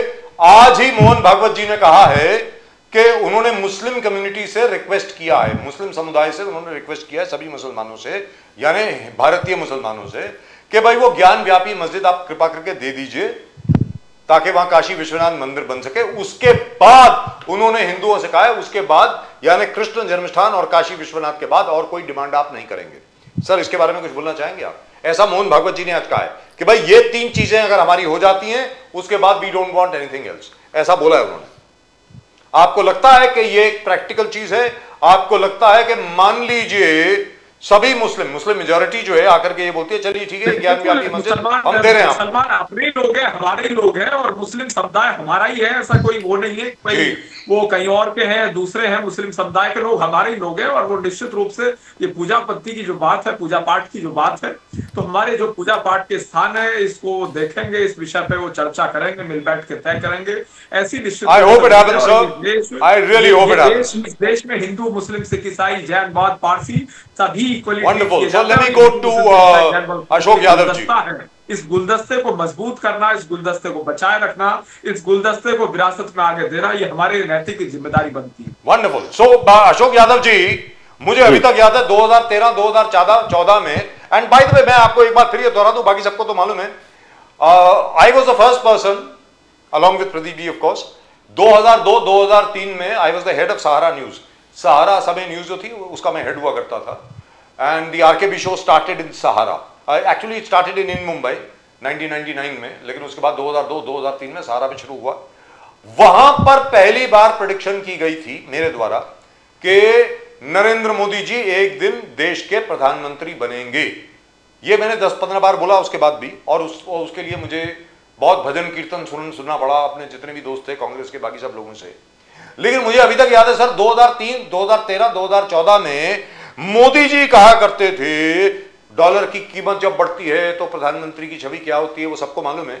लेकिन अशोक यादव जी, आज जो डॉलर की कीमत है, we have put it in breaking news also, it is 89 rupees 91 paise जी, हाईएस्ट एवर। इससे मतलब highest ever price for the dollar, lowest ever price for the rupee. उसके अलावा पेट्रोल की कीमत 103 रुपए 50 पैसे पर लीटर है मुंबई में, और तकरीबन 91 रुपए पर लीटर है डीजल की कीमत। अब आप ये बताएं सर, इसके ऊपर आप लोग जरूर सवाल पूछते होंगे बीजेपी से, मोदी जी की सरकार से, अन्य सरकारों से। आपको अभी तक क्या जवाब मिला है वो जरा बताएं, तो मुझे तो जवाब मिला नहीं है। अब आप बोलें सर। देखिए राजीव जी, जब 2014 के पहले जब मोदी जी प्रधानमंत्री नहीं थे जी, उस समय Prestige of prime minister and value of dollar, yes sir, ये दोनों का कनेक्शन था जी। दोनों आपस में इंटरलिंक थे। जैसे ही वो प्रधानमंत्री बने, वो प्रेस्टीज, प्राइम मिनिस्टर की प्रेस्टीज और डॉलर की वैल्यू का कनेक्शन उन्होंने काट दिया। फिर चाहे रुपए का गिरना हो, डॉलर का उठना हो, प्रधानमंत्री की गरिमा हो, बीच का कोई कनेक्शन ही नहीं है। मोदी जी ने उसको कट कर दिया। जब प्रधानमंत्री नहीं थे तभी तक वो कनेक्शन था, उनके द्वारा जोड़ा गया था। अब तो कुछ भी हो जाए, प्रधानमंत्री की गरिमा बढ़ती जाएगी, चाहे डॉलर गिरे या रुपया उठे, या रुपया गिरे डॉलर उठे, क्या फर्क पड़ता है जी। दूसरी बात देखिए, हम लोग, नेताजी हमारे थे, श्रद्धेय नेताजी, वो कहते थे कि करप्शन कई तरह का होता है, और एक करप्शन पॉलिटिकल करप्शन होता है। जैसे हमने जनता से कोई वादा किया, और वादा करके जनता से हमने वोट ले लिया, लेकिन वो वादा हमने फुलफिल नहीं किया, that is also A category of corruption, that is called political corruption. तो ये भाजपा अगर देखा जाए तो पूरे विश्व में पॉलिटिकल करप्शन में नंबर 1 है। और इससे अगर आप उसके जो वादे हैं, जो चुनाव, जो इलेक्शन मैनिफेस्टो है, उसकी बात आप करेंगे तो ये हार्ड हिंदुत्व, सॉफ्ट हिंदुत्व, सनातन और ये सब बातों में उलझा देंगे आपको। देखिए, सनातन या हिंदुत्व, हम लोग स्वामी विवेकानंद से जो शिकागो में उन्होंने भाषण दिया था कि हिंदू मतलब इंक्लूसिविटी है, समावेशिता है, मतलब प्रेम, सौहार्द, भाईचारा का हिंदुत्व होता है। लेकिन भारतीय जनता पार्टी ने हिंदुत्व को लिया और उसमें से अपने काम की चीजें रखी, उसको थोड़ा सा विकृत किया। जैसे प्रोडक्ट जो है, कोई रॉ मटेरियल से हम लोग प्रोडक्ट तैयार करते हैं, फिर उसको अपने ब्रांड से बेचते हैं। उसी तरह से हिंदुत्व में से कुछ चीजें लिया, कुछ उसमें चेंज किया, और उसमें ब्रांड मोदी, ब्रांड योगी और भाजपा आरएसएस का ठप्पा लगाया और उसको बेचना शुरू कर दिया। ये हिंदुत्व जो मोदी जी या योगी जी या भाजपा आरएसएस करती है, ये हिंदुत्व है ही नहीं, ये सनातन नहीं है। ये तो इनका तो सनातन या हिंदू तो नफरत का है, बंटवारे का, अलगाववाद का है। ये सनातन कहां से हो गया? बट अशोक यादव जी, योगी आदित्यनाथ जी को ऑलरेडी आरएसएस और बीजेपी के समन्वय बैठक में हार्ड हिंदुत्व का फेस ऐलान कर रहा है 2027 इलेक्शंस में, और बोले गुलामी की मानसिकता, धर्म ध्वज जब लहराया उसके बाद कहा कि गुलामी के मानसिकता से मुक्ति हम पाए, तो अभी संभल, ज्ञानव्यापी, कृष्ण जन्मभूमि सब बाकी है। और योगी आदित्यनाथ जी ने आगे भी कहा कि ये एरा खत्म नहीं हो गया, नया एरा शुरू हो गया। पहले हर डिस्ट्रिक्ट में माफिया होते थे, अब हर डिस्ट्रिक्ट में मेडिकल कॉलेज भी होगा। तो हाउ डू यू सी, दोनों मिक्स कर रहे, दोनों जेल कर रहे। अशोक यादव जी, नहीं, योगी जी अपनी बात खुद बता दिए। जैसे वो कहते थे कि सपा सरकार में 1 डिस्ट्रिक्ट 1 माफिया होते थे, हमारे जमाने में 1 डिस्ट्रिक्ट 1 प्रोडक्ट होते हैं, लेकिन वो सपा सरकार की बात नहीं कर रहे थे, वो अपने सरकार की बात कर रहे थे। अभी हमारे राष्ट्रीय अध्यक्ष ने इस पर पीसी भी किया था कि तमाम माफिया क्रिएट हुए हैं। जल माफिया, मैंने इसके पहले भी बोला था कि साल भर पहले, जल माफिया जल जीवन मिशन का पैसा लूट रहा है, बालू माफिया, सैंड माफिया जिसको कह सकते हैं, और नया जो है कप सिरप माफिया तैयार हुआ है। कप सिरप माफिया आप कल्पना नहीं कर सकते। हम लोग चूंकि थोड़ा सा मेडिकल बैकग्राउंड मेरा रहा है, जो कप सिरप का जो मामला है राजीव जी, ये बड़ा ही खतरनाक ट्रेंड है इसका। जो फैंसी डील कप सिरप है, जो ओपियम डेरिवेटिव्स होते हैं, जो अफीम के बाई प्रोडक्ट्स हैं, ये जो सेंट्रली एक्टिंग ड्रग है, ये एक तरह से जो सिग्नल होते हैं ब्रेन में, जैसे लंग्स में आपके जब एलर्जेंस भर जाते हैं तो ब्रेन में सिग्नल जाता है हाइपोथैलेमस में, वहां से कफ सिग्नल भेजता है ब्रेन को, तो खांसी आती है। Actually this drugs are centrally acting drugs. वो क्या करती है कि सिग्नल को ब्लॉक कर देती है, जो कफ सिग्नल जो हाइपोथैलेमस भेजता है लंग्स को खांसी करो, उस सिग्नल को ब्लॉक कर देती है। लेकिन उसका जो उसके वो तो तुरंत खांसी रुक जाती है, लेकिन उसका साइड इफेक्ट ये है कि आप 5 ml के या 10 ml से ज्यादा अगर आप उसको लेंगे तो उससे आपको हैप्पी हार्मोन सीक्रेट होता है, वो नशे की तरह, मतलब उसका and it is also addictive. It is also addictive. Addictive, that is called addictive. तो आप ये बताइए कि इस तरह का कप सिरप माफिया, जो कितने दर्जन बच्चे मर गए, बहुत सारे बच्चे मर गए, और इनकी माफिया ऐसे हैं कि जो अमित सिंह, विशाल सिंह, और यहाँ जौनपुर में एक माफिया सिंह है कोई, ये सारे सिंह लोगों का गठजोड़ है, और एक कप सिरप बेचा जा रहा है। और उनकी हवेली देखिए, जो एसटीएफ का बर्खास्त सिपाही है विशाल सिंह, उसकी हवेली लखनऊ देखिए, बुलडोजर का रास्ता वहां नहीं देख रहा है। क्यों? क्योंकि योगी जी के स्वजाति हैं, योगी जी के जाति से ताल्लुक रखने वाले माफिया लोग हैं। तो ऐसा सरकार इस सब चीजों को ढकने के लिए क्या करेंगे? वही ज्ञानव्यापी, अयोध्या, मथुरा, काशी, भाई ये सब चीजों को ढकना है ना, हमको माफिया को ढकना है, हमको तमाम अपनी बुराइयों को ढकना है, तो इसी सब से ढकेंगे, हिंदुत्व से, सनातन से। सर मुझे याद है, आप प्लीज करेक्ट कर दें, डॉक्टर ढोने उसके बाद खुद डॉक्टर हैं, वो प्लीज करेक्ट कर दें अगर मैं कुछ गलत बोल रहा हूं तो। सर क्या था, मोरारजी देसाई जी के वक्त में उन्होंने प्रोहिबिशन लगा दी थी दिल्ली में प्रोहिबिशन लगा दी थी, तो लोग जो हैं पूरे लेबरर्स की लाइन लगती थी केमिस्ट की दुकान के सामने कफ सिरप के लिए। वो जो एक आयुर्वेदिक कफ सिरप आया करता था जिसमें 35% अल्कोहल हुआ करता था, so it was almost as much as whisky से ऊपर होता था, so people used to buy that cough syrup. तो कहीं ऐसा तो नहीं है, that is the same thing which is happening right now in the guise of cough syrup, actually narcotics are being sold, is that what is happening? Ashok Yadav ji, what is going on here please? नहीं, ये वही मैं कहने की कोशिश कर रहा था कि ये जो है उसे मतलब नारकोटिक ही बेचा जा रहा था। ये कफ सिरप का तो नाम था, कफ सिरप का नाम था, लेकिन एक्चुअली एक नशे का कारोबार था। और इस नशे के कारोबार में आप देखिए, जो कोई मूवी बनती है तो पर्दे पे हीरो दिखता है, विलेन दिखता है, लेकिन उसकी स्क्रिप्ट राइटर कौन है, वो पूरी व्यवस्था किसने बनाई है, इस व्यवस्था में सरकार को नहीं जाना है। सरकार 3-4 नाम दिखा रही है, विशाल जायसवाल, अमित सिंह, विशाल सिंह, और कौन, मतलब 3-4 नाम, लेकिन इसके पीछे जो नेक्सस था, ये नेक्सस पूरा सरकार में बैठा हुआ है। अभी इसके पूर्व डीजीपी प्रशांत कुमार जी थे, उन्होंने एक फोरम में, एक पब्लिक फोरम में, कार्यक्रम में उन्होंने कहा कि माफिया सरकार के अंदर बैठा हुआ है, हमारी डेमोक्रेसी के अंदर माफिया बैठा हुआ।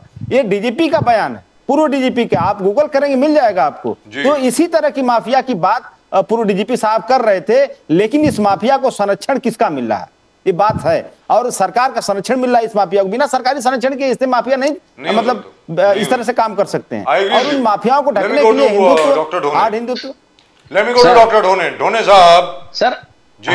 You have heard this. I would like to ask you one question. I know you have to go.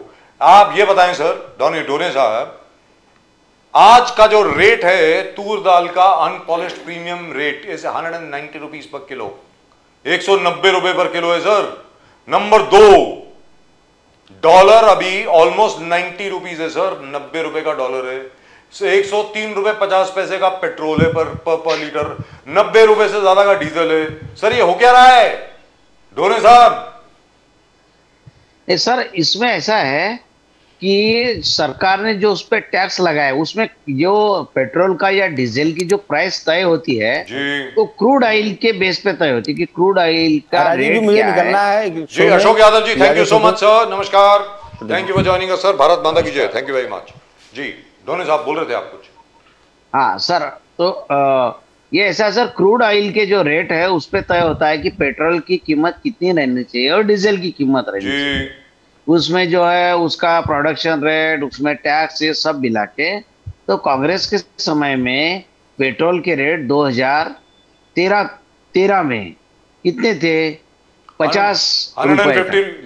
50. International market में it was almost $145 a barrel at that time. नहीं बैरल ठीक है, लेकिन petrol के rate कितने थे? 50 रुपए थे. 50 रुपए फिर आगे जाकर के 60 रुपए. क्रूड ऑयल की कीमत, क्रूड ऑयल का रेट कम हो गया और पेट्रोल डीजल के रेट ज्यादा हो गए. इन्होंने मुनाफा कमाया, लोगों की लूट की, ये हकीकत है. और ये जो है तुअर के रेट बढ़े हैं, तुअर के दाल के, लेकिन वो उसका बेनिफिट किसानों को नहीं मिला है. सिर्फ जो बड़े बड़े व्यापारी है जिन्होंने इसको इकट्ठा किया है, जमाखोरी की है, उनको इसका फायदा हो रहा है. यही है.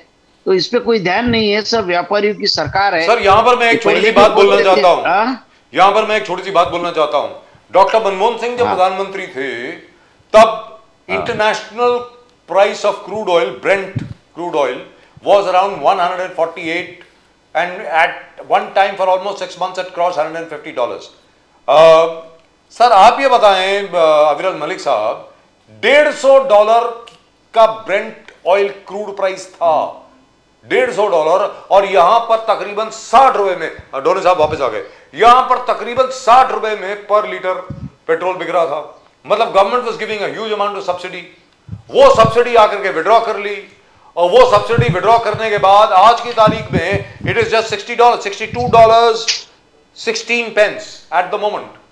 $62.16 और 103 रुपए 103.50 पे आज की तारीख में पेट्रोल बिक रहा है. तो मेरा ये कहना है ढोने साहब, कांग्रेस तो इसके बारे में जरा भी आप लोग उस आवाज नहीं उठा रहे हो. I would love to know what is going on here sir.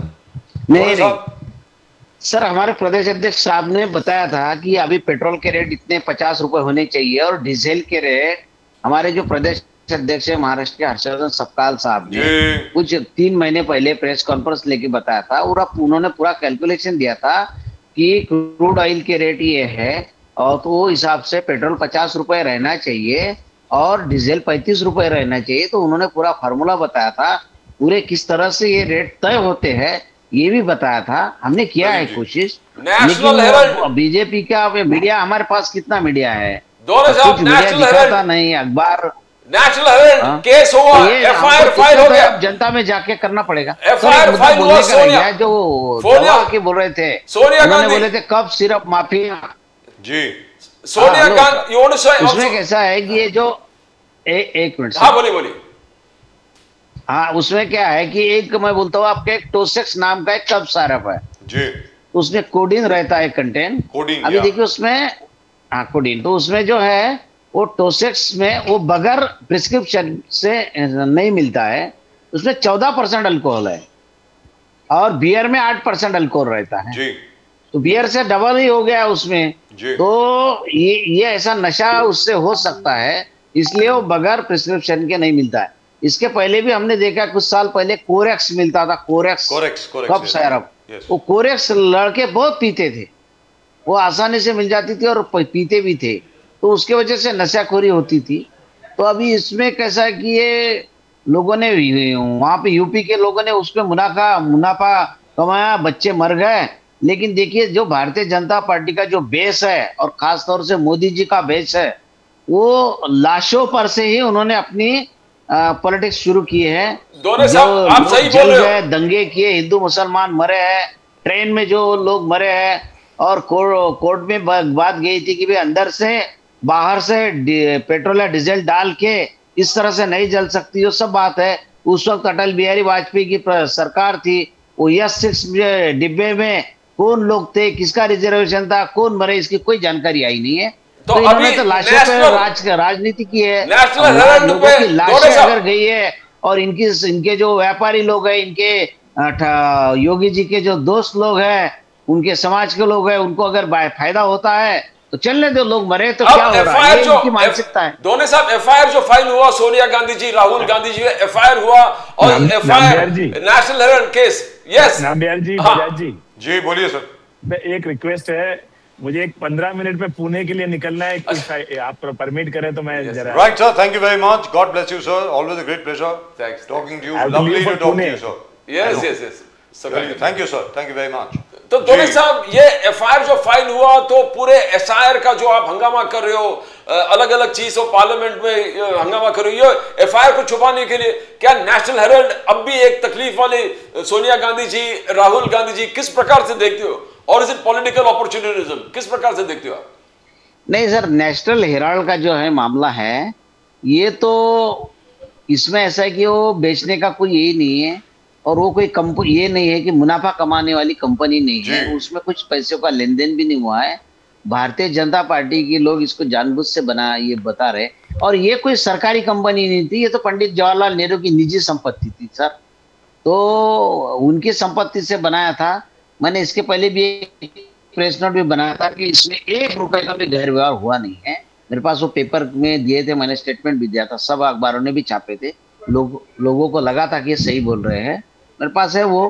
तो नई हकीकत ऐसी है कि उसमें कोई गैर व्यवहार हुआ नहीं। लेकिन अभी देखिए, इनकी 11 साल से सरकार बनी, एक भी मुद्दे में कि भाई पिछले सरकार में कुछ घोटाला हुआ, उसमें राहुल गांधी का या प्रियंका गांधी का या सोनिया गांधी का कोई उनको कुछ मिला नहीं, ये इन्होंने कुछ करप्शन किया है, तो ये मुद्दा लेके चल रहे हैं, बाकी कुछ नहीं है, ये मुद्दे में कोई दम नहीं। सर एक्चुअली ऐसा है कि जहां तक नेशनल हेराल्ड का सवाल है, the point is I have still not been able to understand where is the illegality, इसमें illegality क्या है, because there is no exchange of money, कुछ पैसा तो exchange हुआ नहीं है, so it is just been an exchange of shares। तो आपने उन शेयर की वैल्यू आपने लगा दी, और जिस तरीके से for example doctor Manmohan Singh के वक्त आपके एक बड़े अच्छे मित्र हुआ करते थे जो कंट्रोलर एंड ऑडिटर जनरल थे, जिनको बाद में राज्यसभा का मेंबर बनाया गया बीजेपी द्वारा। उन्होंने ये कहा था कि 73,000 करोड़ का घोटाला हुआ है 2G स्कैम में, और उसके बाद जब दोबारा वही 2G स्पेक्ट्रम बेचा गया तो the price was just around 18,000 crore. तो बाकी 50,000 करोड़ कहां गए, ये पूछना चाहिए था, लेकिन ऐसा हुआ नहीं। But that is your fault. Congress जो है अब इतनी कमजोर हो गई है, इतनी कमजोर हो गई है, जब आप बोल रहे थे अविरल मलिक साहब के मुंह पे मुस्कान थी, उनको मालूम है कुछ नहीं होने वाला। उत्तर प्रदेश में अविरल मलिक साहब, आपकी किस्मत जबरदस्त है, आप लिखवा के आए सर, मानना पड़ेगा। उत्तर प्रदेश में कांग्रेस की ऑर्गेनाइजेशन खत्म है, बिहार में खत्म है, महाराष्ट्र में क्या कर रहे हैं वो मुझको दिख रहा है। सर मेरा फिर भी ये है कि आप जरा लोगों के लिए काम करें ना सर, प्लीज। दोनों साहब आज जो 91 rupees, Pradeep ji 91 rupees to the dollar, are you still with doctor Dhone? एक छोटा सा, prime minister PMO has been named Seva Teerth, Modi ji सेवा तीर्थ, सेवा भाव, तो किस प्रकार से ऐसे अपने आप को जो समर्पित किया है इस देश के लिए, हर व्यक्ति के लिए, हाउ डू यू सी, एक क्या दिखता भी है पीएमओ नहीं, सेवा तीर्थ, दोनों साहब। सर ये सिर्फ बातों का बाजार है सर, सिर्फ बातें करते हैं, बाकी कुछ नहीं। आम जनता के लिए क्या फायदा हो रहा है सर, ये बहुत ही यानी क्या बोल रहा है इनका, ये सिर्फ बड़े बड़े शब्द का उपयोग करते हैं, बड़े बड़े बातें करते हैं, बाकी कुछ नहीं है। करप्शन हो रहा है, इनके उद्योगपतियों मित्रों को ये मिला। उन्होंने लिया था पीएम ट्रस्ट तो उनको जानकारी आरटीआई में मांगा है, तो ये तो बोलते प्राइवेट ट्रस्ट है, और पीएम ट्रस्ट का नाम दिया, प्राइवेट लोगों ट्रस्ट है बोल रहा, लोगों से पैसे लिए, कहाँ गए पैसे? ये इलेक्ट्रल बॉन्ड का क्या हुआ सर? ये करप्ट सरकार है सर, ये सिर्फ बोलते हैं, गरीबों को क्या फायदा हो रहा है, गरीबों की लूट हो रही है। Right, so let me go to doctor Aviral और अमीर लोग और अमीर हो रहे हैं। Doctor Aviral Malik, you are very lucky sir, बताएं आप, लेकिन रुपया कब बढ़ेगा? मैं मानता हूं अभी एक्सपोर्टर्स की मौज है, जितना ज्यादा डॉलर बढ़ेगा, जितना ज्यादा रुपया कम होगा, उतनी ज्यादा एक्सपोर्ट बढ़ेंगी, आई एग्री विद यू। लेकिन जहां तक कीमतों का सवाल है, उस पर तो कांस्टेंट करें सर। आपके घर में भी सब्जी वगैरह आती होगी, आप भी बाहर शॉपिंग करते होंगे, आपके घर वाले भी बोलते होंगे कि भैया ये क्या है, ये इतनी ज्यादा कीमत कैसे हो गई? अब तूर दाल, जिसको अरहर की दाल बोलते हैं, वो 190 रुपए की बिक रही है सर अभी। मतलब ये क्या है सर? जब 100 रुपए से ऊपर गई थी, भारतीय जनता पार्टी ने नाक में दम करके रख दिया था कांग्रेस का, याद है मुझको। अब आपको बहुत अच्छी कांग्रेस मिली है सर, आपको बहुत अच्छी ऑपोजिशन मिली है, आपके साथ फुली कोऑपरेट करते हैं सर ये लोग। अब आप बताएं अविरल मलिक साहब। जी देखिए, जहां तक विषय महंगाई का है, तो महंगाई एक तरीके से उस पर ये जो विचार रखना चाहे, जो विषय रखना चाहे, रख सकते हैं, कोई किसी रूप में समस्या नहीं है। और महंगाई को किस रूप में कंट्रोल किया जाए, इसकी हम डंके की चोट पे चिंता करते रहे, भविष्य में भी करते रहेंगे। और उसके साथ साथ अगर बात कर जाए महंगाई किस रूप में डिक्रीज हो रही है, वो भी स्पष्ट नजर आ रहा है। और उसके साथ साथ अगर रुपया मजबूत होने की बात है, तो जिस तरीके से देश का विकास हो रहा है, देश प्रगति कर रहा है, देश आगे बढ़ रहा है, इंफ्रास्ट्रक्चर डेवलपमेंट हो रहा है, हेल्थ सेक्टर डेवलपमेंट हो रहा है, एजुकेशन सेक्टर डेवलपमेंट हो रहा है, रोड्स एंड ट्रांसपोर्ट में डेवलपमेंट हो रहा है, टूरिज्म सेक्टर डेवलपमेंट हो रहा है, हर क्षेत्र का विकास हो रहा है, गरीब पीड़ित शोषित वंचित का विकास हो रहा है। और उसके साथ साथ हाईवेज बन रहे हैं, जहां हाईवेज नहीं थे वहां हाईवेज बन रहे हैं। और साथ साथ अगर बात कर ली जाए अच्छी सड़कों की, अच्छे स्कूल्स की, अच्छे हॉस्पिटल्स की, अच्छी फैसिलिटीज की, तो किस प्रकार से अच्छी फैसिलिटीज सबको मिले, और उसका लाभ केवल बीजेपी वालों को नहीं मिलता, उसका कांग्रेस वालों को मिलता, सपा को मिलता, बसपा को मिलता। कोई हाईवे बनता, उस पर सब नेता, सब कार्यकर्ता, सब पार्टी के समर्थक, सब लोग जाते हैं, ये बिल्कुल स्पष्ट है। और उसके साथ साथ अगर बात कर ली जाए भाजपा पार्टी की या लोकतंत्र की बात कर ली जाए, लोकतंत्र में किसी प्रकार से मनभेद नहीं होना चाहिए। मतभेद बिल्कुल हो सकते हैं, इसमें कोई समस्या नहीं, अलग अलग मत सबके हो सकते हैं। और ये लोकतंत्र मजबूत रहना चाहिए, ये लोकतंत्र अमिट रहना चाहिए, पूर्ण रूप से मजबूती के साथ रहना चाहिए। पार्टियां तो आएंगी, जाएंगी, बनेंगी, बिगड़ेंगी, हमारे अटल बिहारी वाजपेयी जी ने कहा था, और वो जो कहावत है वो बिल्कुल पूर्ण रूप से आज भी सार्थक है। Right, thank you gentlemen, it's been a great pleasure talking to you. My advice to the Congress would be, it's free advice, I don't know why I am giving it to you. आप बड़ी बड़ी agencies को higher करते हैं, उनको पता नहीं कितने करोड़ों रुपए देते हैं, हमारे पास तो 1 रुपया नहीं आया आज तक। फिर भी आपको बोल रहा हूं सर, कीमतों पे बात करिए, फिर बोल रहा हूं कीमतों पे बात करो, सब लोग समझेंगे, सब लोग समझेंगे, कीमतों पे बात करो, बेरोजगारी पे बात करो, बच्चे कहां पर काम करेंगे, और तीसरी चीज ड्रग्स पे बात करो सर। ये ड्रग माफिया ने सत्यानाश करके रख दिया है। There I agree with the prime minister totally. जो प्रधानमंत्री जी ने नया अभियान लॉन्च किया है ड्रग्स के खिलाफ, कांग्रेस को भी उसमें सम्मिलित होना चाहिए, हाथ में हाथ मिला करके सरकार से इनके खिलाफ काम करना चाहिए sir. That is my personal view. But great job from the prime minister, specially where drugs are concern. Fantastic campaign, और अभी तक पता नहीं 2 लाख करोड़ के करीब हुआ सर। आप अभी से तारीफ कर रहे हैं, अभी से तारीफ शुरू कर दिया आपने सर। मैं क्या दीजिए सर, हम लोग इन्वॉल्व है ना, इसलिए बोल रहा हूँ। अभी से तारीफ कर रहे हैं तो सर हम लोग इन्वॉल्व। दोनों साहब, वो बग डालने वाले के लिए अब मोबाइल में आपके सिक्योरिटी के लिए, साइबर सिक्योरिटी के लिए मोदी जी चाहते कि आप वो मोबाइल, अपने मोबाइल में वो बग डालना चाहिए दोनों साहब। नहीं, हमारा तो क्या है सर, हमारा तो पूरा खुला है, हम तो सरकार डाउनलोड करिए, बोलते हैं, हमारा पूरा खुला काम है। वो डाल देंगे उसमें, वो डाउनलोड करो ना फिर। सर एक बात बताऊं, हाँ बोलिए। मैं जो बात करता हूँ, तो भारतीय जनता पार्टी के जो वोटर है, मैं जो हमेशा बोलता हूँ सेठ जी और भट्ट जी की पार्टी है। तो मुझे जो सेठ जी लोग, मारवाड़ व्यापारी लोग मिलते हैं कोई शादी में, फंक्शन में, किसी जगह पे, तो मैं बोलता हूँ भैया मैं तो प्रवक्ता हूँ, मैं समझता हूँ वो बीजेपी के वोटर है, तो इसलिए हो सकता है कि मैं बीजेपी के खिलाफ बोलता हूँ तो नाराज हो जाएंगे। तो मैं बोलता हूँ भैया ऐसा है कि मैं प्रवक्ता हूँ, तो मेरा काम है, मुझे बोलना ही पड़ता है सरकार के खिलाफ, वो बीजेपी के खिलाफ। तो वो बोलते हैं कि सर आप खिलाफ में नहीं बोलते हैं, आप सच्चाई बोलते हैं। तो जो बीजेपी को वोट देने वाले लोग जो मुझे बोलते हैं कि आप बीजेपी के खिलाफ नहीं बोलते, आप जो बोलते हैं सच बोलते हैं, वो सर्टिफिकेट मुझे पहले से ही अच्छा लगता है कि बीजेपी के वोटर ही मुझे बोलते हैं कि आप सही बोलते हैं। मुझे शक था पहले से ही, पहले से ही शक था प्रदीप जी, 1 मिनट, के डॉक्टर ढोने आप बीजेपी में आने वाले हैं।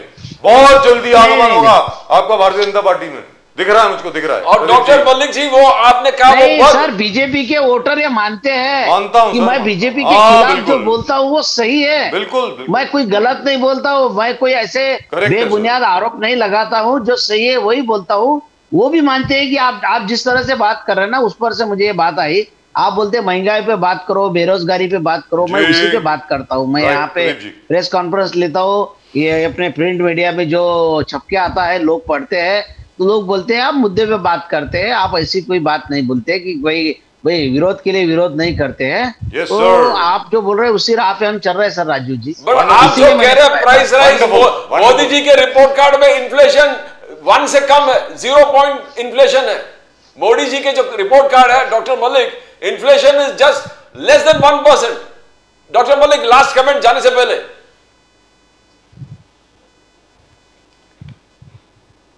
जी देखिए, अगर इन्फ्लेशन की बात कर ली जाए और अन्य विषयों पे बात की जाए, अलग अलग क्षेत्रों में बात की जाए और उसके साथ साथ इकोनॉमी की बात कर ली जाए, तो आज मजबूती के साथ मलिक साहब एक वाक्य में बोल दीजिए, इन्फ्लेशन है ही नहीं, बस खत्म बात। लेस देन 1%, यही बोल सकते हैं आप। दूसरा क्या बोलेंगे आप? ऐसे ही बोलते कि भाई ये ऐसा है वैसा है, बहुत अच्छा चल रहा है, सबका मंगल हो रहा है, ऐसा हो रहा, पूरे लोग खुश है, महंगाई बढ़े नहीं, तो बोल दीजिए महंगाई नहीं बढ़ रही, ऐसा बोल दीजिए ना।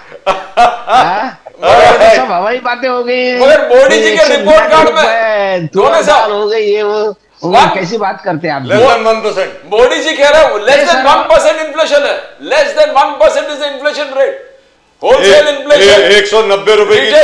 सर ऐसा है सर, एक बात अभी राजू जी बोल रहे थे कि सी कैटेगरी में आने का मतलब है उसमें कुछ तो भी दुरुस्त करने की जरूरत है, करेक्ट करने की जरूरत है, ये बताया ना आपने। तो हमारा वही कहना है कि आपकी जो मेथड है जीडीपी निकालने की, बाकी जो चीज की जो है देश की जो आर्थिक स्थिति है उसका जो आप आउटपुट निकालते हैं, उसका जो डिसीजन देते हैं, या आप बोलते हैं कि इस तरह की आंकड़ेवारी है, तो आपका जो ये है सिस्टम है करने का, वही गलत है। और ये तो पूरे दुनिया ने मान लिया कि इसमें करेक्ट करने की जरूरत है। तो इसीलिए हम बोलते हैं कि सब ये हवाई बातें हैं कि अपनी ये जीडीपी बढ़ गई, चलते चलते एक चीज बोल दूं, बहुत तरक्की कर रहा, चौथी अर्थव्यवस्था हो गया, ये सब हवाई बातें हैं। बाकी चलते एक चीज बोल दूं सर, फायदा नहीं। डॉक्टर ढोने, डॉक्टर अविरल मलिक, दोनों डॉक्टर, एक पीएचडी और एक मेडिकल डॉक्टर। सर ऐसा है, डिपार्टमेंट ऑफ स्टैटिस्टिक्स से था जो हर महीने, हर क्वार्टर, हर हाफ ईयरली जो स्टैटिस्टिक्स रिलीज करते थे अलग अलग चीजों पर, वो पिछले 5 साल से बंद है। ये भी आपको बता दो, 5 साल से रिलीज नहीं कर रहे। Let me tell you, और सर जिसने सरकार के खिलाफ कुछ बोला, घोटाला हुआ, उसकी तुरंत बदली कर दी जाती है। उसको जिस कैग के ऑफिसर ने, कैग ने बोला कि ऐसा ऐसा है, ये गलत हुआ, इसमें करप्शन हुआ, उसकी तुरंत बदली कर दी जाती है। यही हो रहा है sir. Right, gentlemen, thank you very much. Great pleasure talking to you. So nice of you, gentlemen. Very good for the country.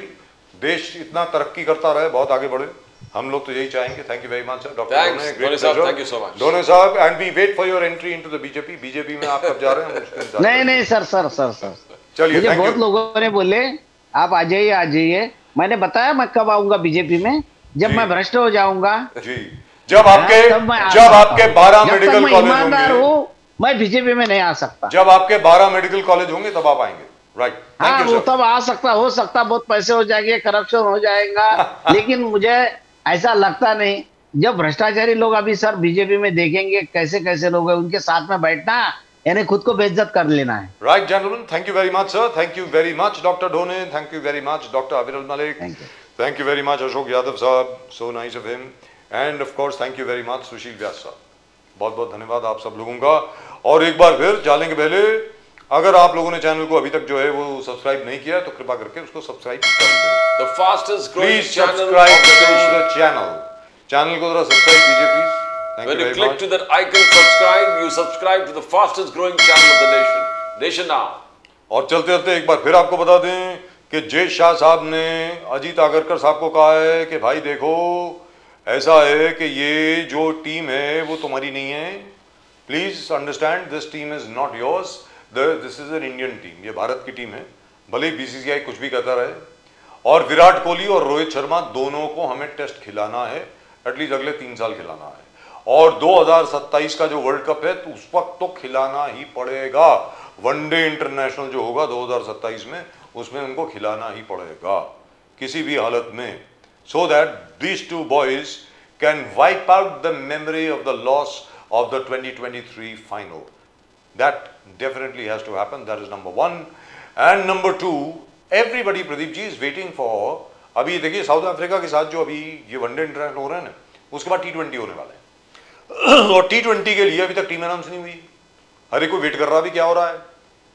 सुनने में यह आया है कि शुभमन गिल जी पूरी तरह स्वस्थ हो जाएंगे या नहीं हो जाएंगे, उसका इंतजार किया जा रहा है। दूसरा, हार्दिक पांड्या क्वाड्रिसेप में उनकी थोड़ी बहुत प्रॉब्लम है, शायद उनको भी वापस ले लिया जाए, हो सकता है। और स्क्वाड कोऑर्डिनेशन जो होता है एक बड़ा कॉम्प्लिकेटेड प्रोसेस होता है सर, और इन्होंने उसको और भी ज्यादा कॉम्प्लिकेट कर दिया है।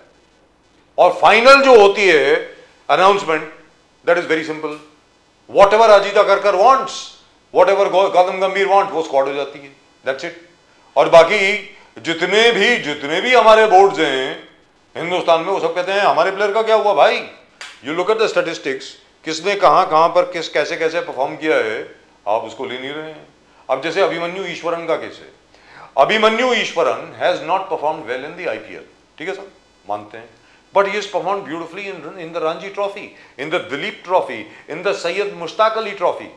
इन तीनों चीजों में इन्होंने बहुत अच्छी परफॉर्मेंस दी है, तो वनडे इंटरनेशनल में उसको लेना चाहिए था। चलिए T20 के लिए आप उसको नजरअंदाज कर दें, आप उसको टेस्ट टीम में रख लेते, वहां पर भी आपने ले लिया।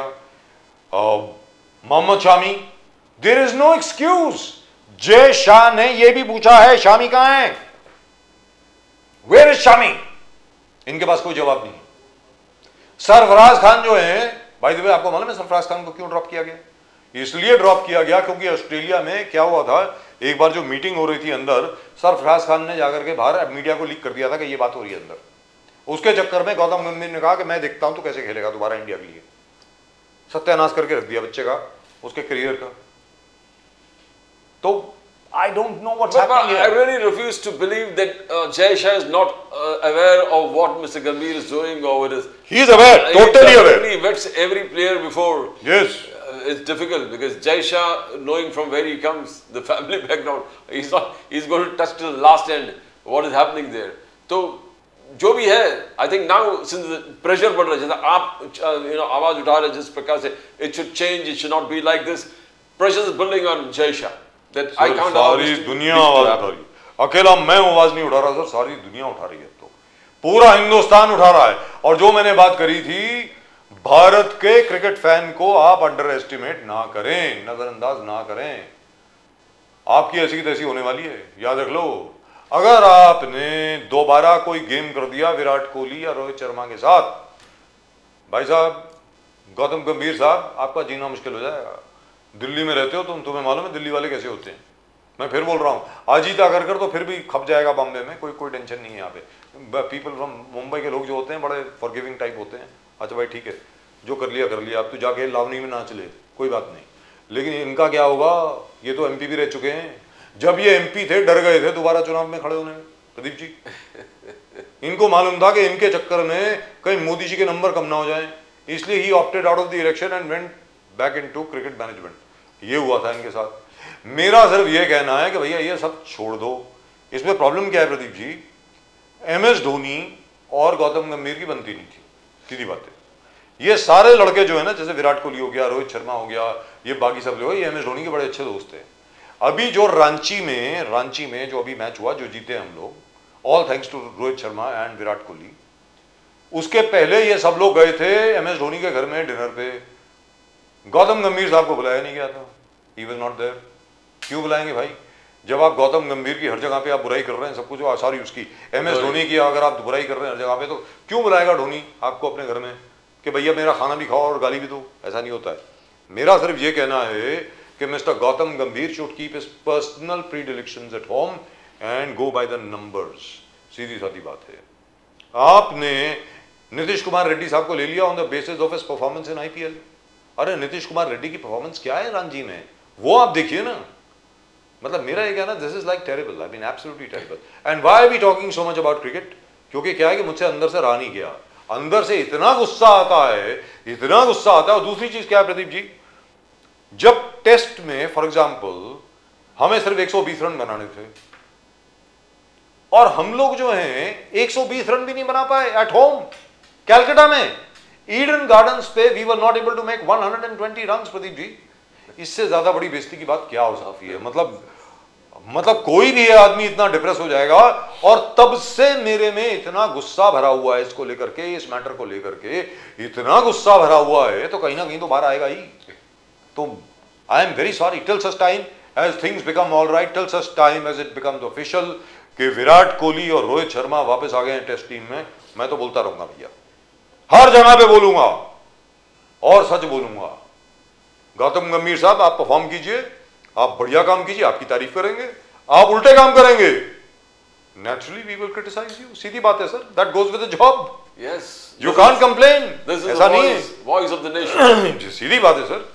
आप मुझे बताइए प्रदीप जी, जैसे मोदी जी हैं फॉर एग्जाम्पल, हम मोदी जी की तारीफ करते हैं, जहां पर मोदी जी ने काम किया, जो उन्होंने ड्रग्स के खिलाफ जो अभी जो उन्होंने कैंपेन लॉन्च किया, जिसपे डॉक्टर ढोने बड़े डिस्टर्ब हो गए थे जब मैं मोदी जी की तारीफ कर रहा था। सर 2 लाख करोड़ के ड्रग्स पकड़े हैं अभी तक under Modi ji new programme in the last 6 month, 6 महीने के अंदर अंदर। It's a record. वो जो डीईए है ना, अमेरिका का जो DEA, they want to know from their Indian counterpart, भैया क्या कर रहे हो तुम, हमें भी सिखाओ। एंड बिकॉज क्या है, वो कैसे हुआ है, there is been no violence, कोई गन बैटल्स नहीं हुई है, कोई मरा नहीं है, कुछ नहीं, पर उन्होंने पकड़ लिए और बहुत लोगों को अंदर डाल दिया है। लेकिन हमारे लिए डिस्टर्बिंग बात यहां पर यह है कि मुंबई में जो मेजर ड्रग डीलर्स हैं वो सब बाहर हैं प्रदीप जी, और हर गली में अभी भी ड्रग्स बिक रहे हैं। हर गली में अब तो ड्रग्स ज्यादा बिकने शुरू हो गए। And those drugs are dirty drugs, बहुत डर्टी हैं वो ड्रग्स। उसके अंदर कभी बैटरी एसिड डाल दिया है, कभी वो थिनर जो होता है वो डाल दिया, पेंट थिनर वो बाइंडर के लिए, कभी कुछ और डाल देते, वो बच्चे ले रहे हैं। मेरा ये कहना है, तो मोदी जी की जहां तारीफ करनी है हम मोदी जी की तारीफ करेंगे, और जहां पे मोदी जी के हमें लगता है, जैसे फिगर्स का सवाल है, जैसे आईएमएफ ने सी कैटेगरी बोला या कुछ और बोला, और जो डिपार्टमेंट ऑफ स्टैटिस्टिक्स है, they are not releasing figures because these guys realise if they release figures as they used to, the point is the opposition will have a handle कि भाई ये देखो, ये तो आप ही के फिगर है ना, आप ही के फिगर को लेकर के हम लोग बात कर रहे हैं, so they stop releasing figures. I think that's wrong. In a democracy you have to be transparent, absolutely transparent, right? But I hope it's a very small winter session, very short winter session. I hope they actually discuss the SIR. I hope they actually discuss vote chori. I hope they discuss voters lists. And pollution. Rahul Gandhi says, and what happened to our youth? I mean, you need to take care of our youth. Yes. They all have been destroyed by the way pollution is attacking in all the major cities of the That's right, absolutely. और उसके ऊपर discussion होना चाहिए। और मेरा ये मानना है, थोड़ा टाइम क्रिकेट के लिए भी रखिए पार्लियामेंट में। मैं सच बोल रहा हूं प्रदीप जी, आज अगर कांग्रेस के जो बड़े बड़े नेता हैं, जैसे राहुल गांधी हो गए या जयराम रमेश हो गए या प्रियंका गांधी हो गई, आज वो अगर प्रपोज करते हैं भाई क्रिकेट के ऊपर डिस्कशन करो, बड़े आराम से हो जाएगा, नोबडी विल ऑब्जेक्ट। मैं सच बोल रहा हूं। और उसकी आड़ में आप बाकी सब भी डिस्कशन कर लें। फॉर एग्जाम्पल जैसे रणजी ट्रॉफी के मैचेस हैं और बाकी जो मैचेस हैं, सर आपको मालूम है दिल्ली में अब कोई मैच नहीं हो रहे, they are all going to be held in Mumbai, क्योंकि दिल्ली में इतनी पोल्यूशन है, इतना प्रदूषण है कि बीसीसीआई और the Delhi cricket board has actually requested कि भैया we will go to Mumbai and hold our matches over there. So I don't know why they don't want to discuss it. That is something which interests everybody. पूरे हिंदुस्तान को cricket में interest है साहब। और मैं तो उस दिन का इंतजार कर रहा हूं जब ऑफिशियल अनाउंसमेंट आएगी board of control for cricket in India से कि प्रधानमंत्री जी के इंटरवेंशन पे विराट कोहली और रोहित शर्मा ने अपनी रिटायरमेंट वापस ले ली और वापस आ गए टेस्ट क्रिकेट में। एटलीस्ट 3 या 4 साल उनको और खेलना चाहिए, ये मेरा मानना है। Well that's just about it from both Pradeep ji and myself. Pradeep ji और मेरी तरफ से आप सब लोगों को आप सब लोगों का बहुत बहुत धन्यवाद for staying with us. And please don't forget, जो हमने मोतीलाल नगर के ऊपर जो हमने शो किया था, अडानी जी के खिलाफ जो कैंपेन चल रही है, we are still waiting for a response from माडा and from Adani ji. We would like Adani ji to respond. Adani ji respond करें, अडानी ग्रुप जो है वो रिस्पॉन्ड करे, even though they of course say how can we respond because we have not been told, we have our contract with माडा, why should we talk to the people there? तो ये तो माडा का काम है, तो वो जैसे वो रिस्पॉन्ड करेंगे we will talk about the same matter again. तो ये मैटर को हम छोड़ने वाले नहीं है. We will continue with it. And the elections in the Parishad today, there were lots of fisticuffs, fist fight. Nobody died, no blood. किसी का सर नहीं फूटा, कुछ नहीं फूटा. There were no firearms. But there were uneasy violence was there. There's violence that is uneasy. I mean, sir, वो तो normal है sir. And we sir, आप actually shot. हमें actually देखा कि गांव खेड़े में किस प्रकार से violence होते. और चलते चलते एक चीज छोटी सी चीज में दिखाने जाता हूँ आपको. पता नहीं, I don't know whether you guys have, आप लोगों ने उसको डाउनलोड किया है कि नहीं किया है. मोदी जी ने भी तारीफ करी है इनकी. यजुर्वेद के 2000 वर्सेस जो हैं यजुर्वेद की, ये जो देवव्रत जो हैं, इन्होंने पता नहीं कितने हजारों साल के बाद 50 दिन में ये पूरा का पूरा इन्होंने सुनाया सबको. तो have we got it? Can we show it a little bit, please? जरा दिखाएं जाने के पहले. और मोदी जी ने भी इनकी बहुत तारीफ करी है. Can we have the audio, please? दिखाइए. ऑडियो सविता अर्पजतु श्रेष्ठतमाज कर्मणे श्रेष्ठतमादेति श्रेष्ठतमाज कर्मण आप्यायध्वम्. Well, thank you so much for that. इनका नाम है देवव्रत महेश रेखी और रेखे. देवव्रत महेश रेखे. 2000 sir, 2000 mantras, or sorry 2000 couplets of the Yajurveda, वो पूरा इन्होंने सुनाया है. और ये this is and he's just about what 17 years old, 19 years old or something like that. I think he's a teenager. How old is he? Let's see. 19 वर्ष के हैं. 19 वर्ष के देवव्रत महेश रेखे जी. क्या उपलब्धि है साहब. मजा आ गया मेरे को. Beautiful, absolutely beautiful. Sir, Pradeep ji, the Vedas are alive. And back to the Vedic ages. Yes, Vedic धर्म जो है वो एक बार फिर पुनर्जीवित है. पुनर्जीवित मतलब कभी गया ही नहीं था. It is very much there. The golden age back again. So Swami Vivekananda would be very, very happy. Narendranath Datta would be very, very, very, very happy that somebody is reciting the Vedas. As Dayanand Saraswati ji said, back to the Vedas. That's what he said when he found the Arya Samaj. Well, let me not start off on that, otherwise I'll be here for the next 1 hour. In any event, from both Pradeep ji and myself, बहुत धन्यवाद आपका that you are here with us, and please do subscribe to the channel. Channel को subscribe करें जरा एक बार फिर लगा देंगे Pradeep ji. The fastest growing channel of the nation, Nation Now. Subscribe to that icon. Subscribe. You subscribe to the fastest growing channel of the nation, Nation Now. Well, that's just about it from both Pradeep ji and myself and the entire team of Nation Now. आप सब लोगों को नमस्कार. जय हिंद, जय महाराष्ट्र, जय भवानी, जय शिवाजी, वंदे मातरम. वंदे मातरम. भारत माता की जय. जय हिंद.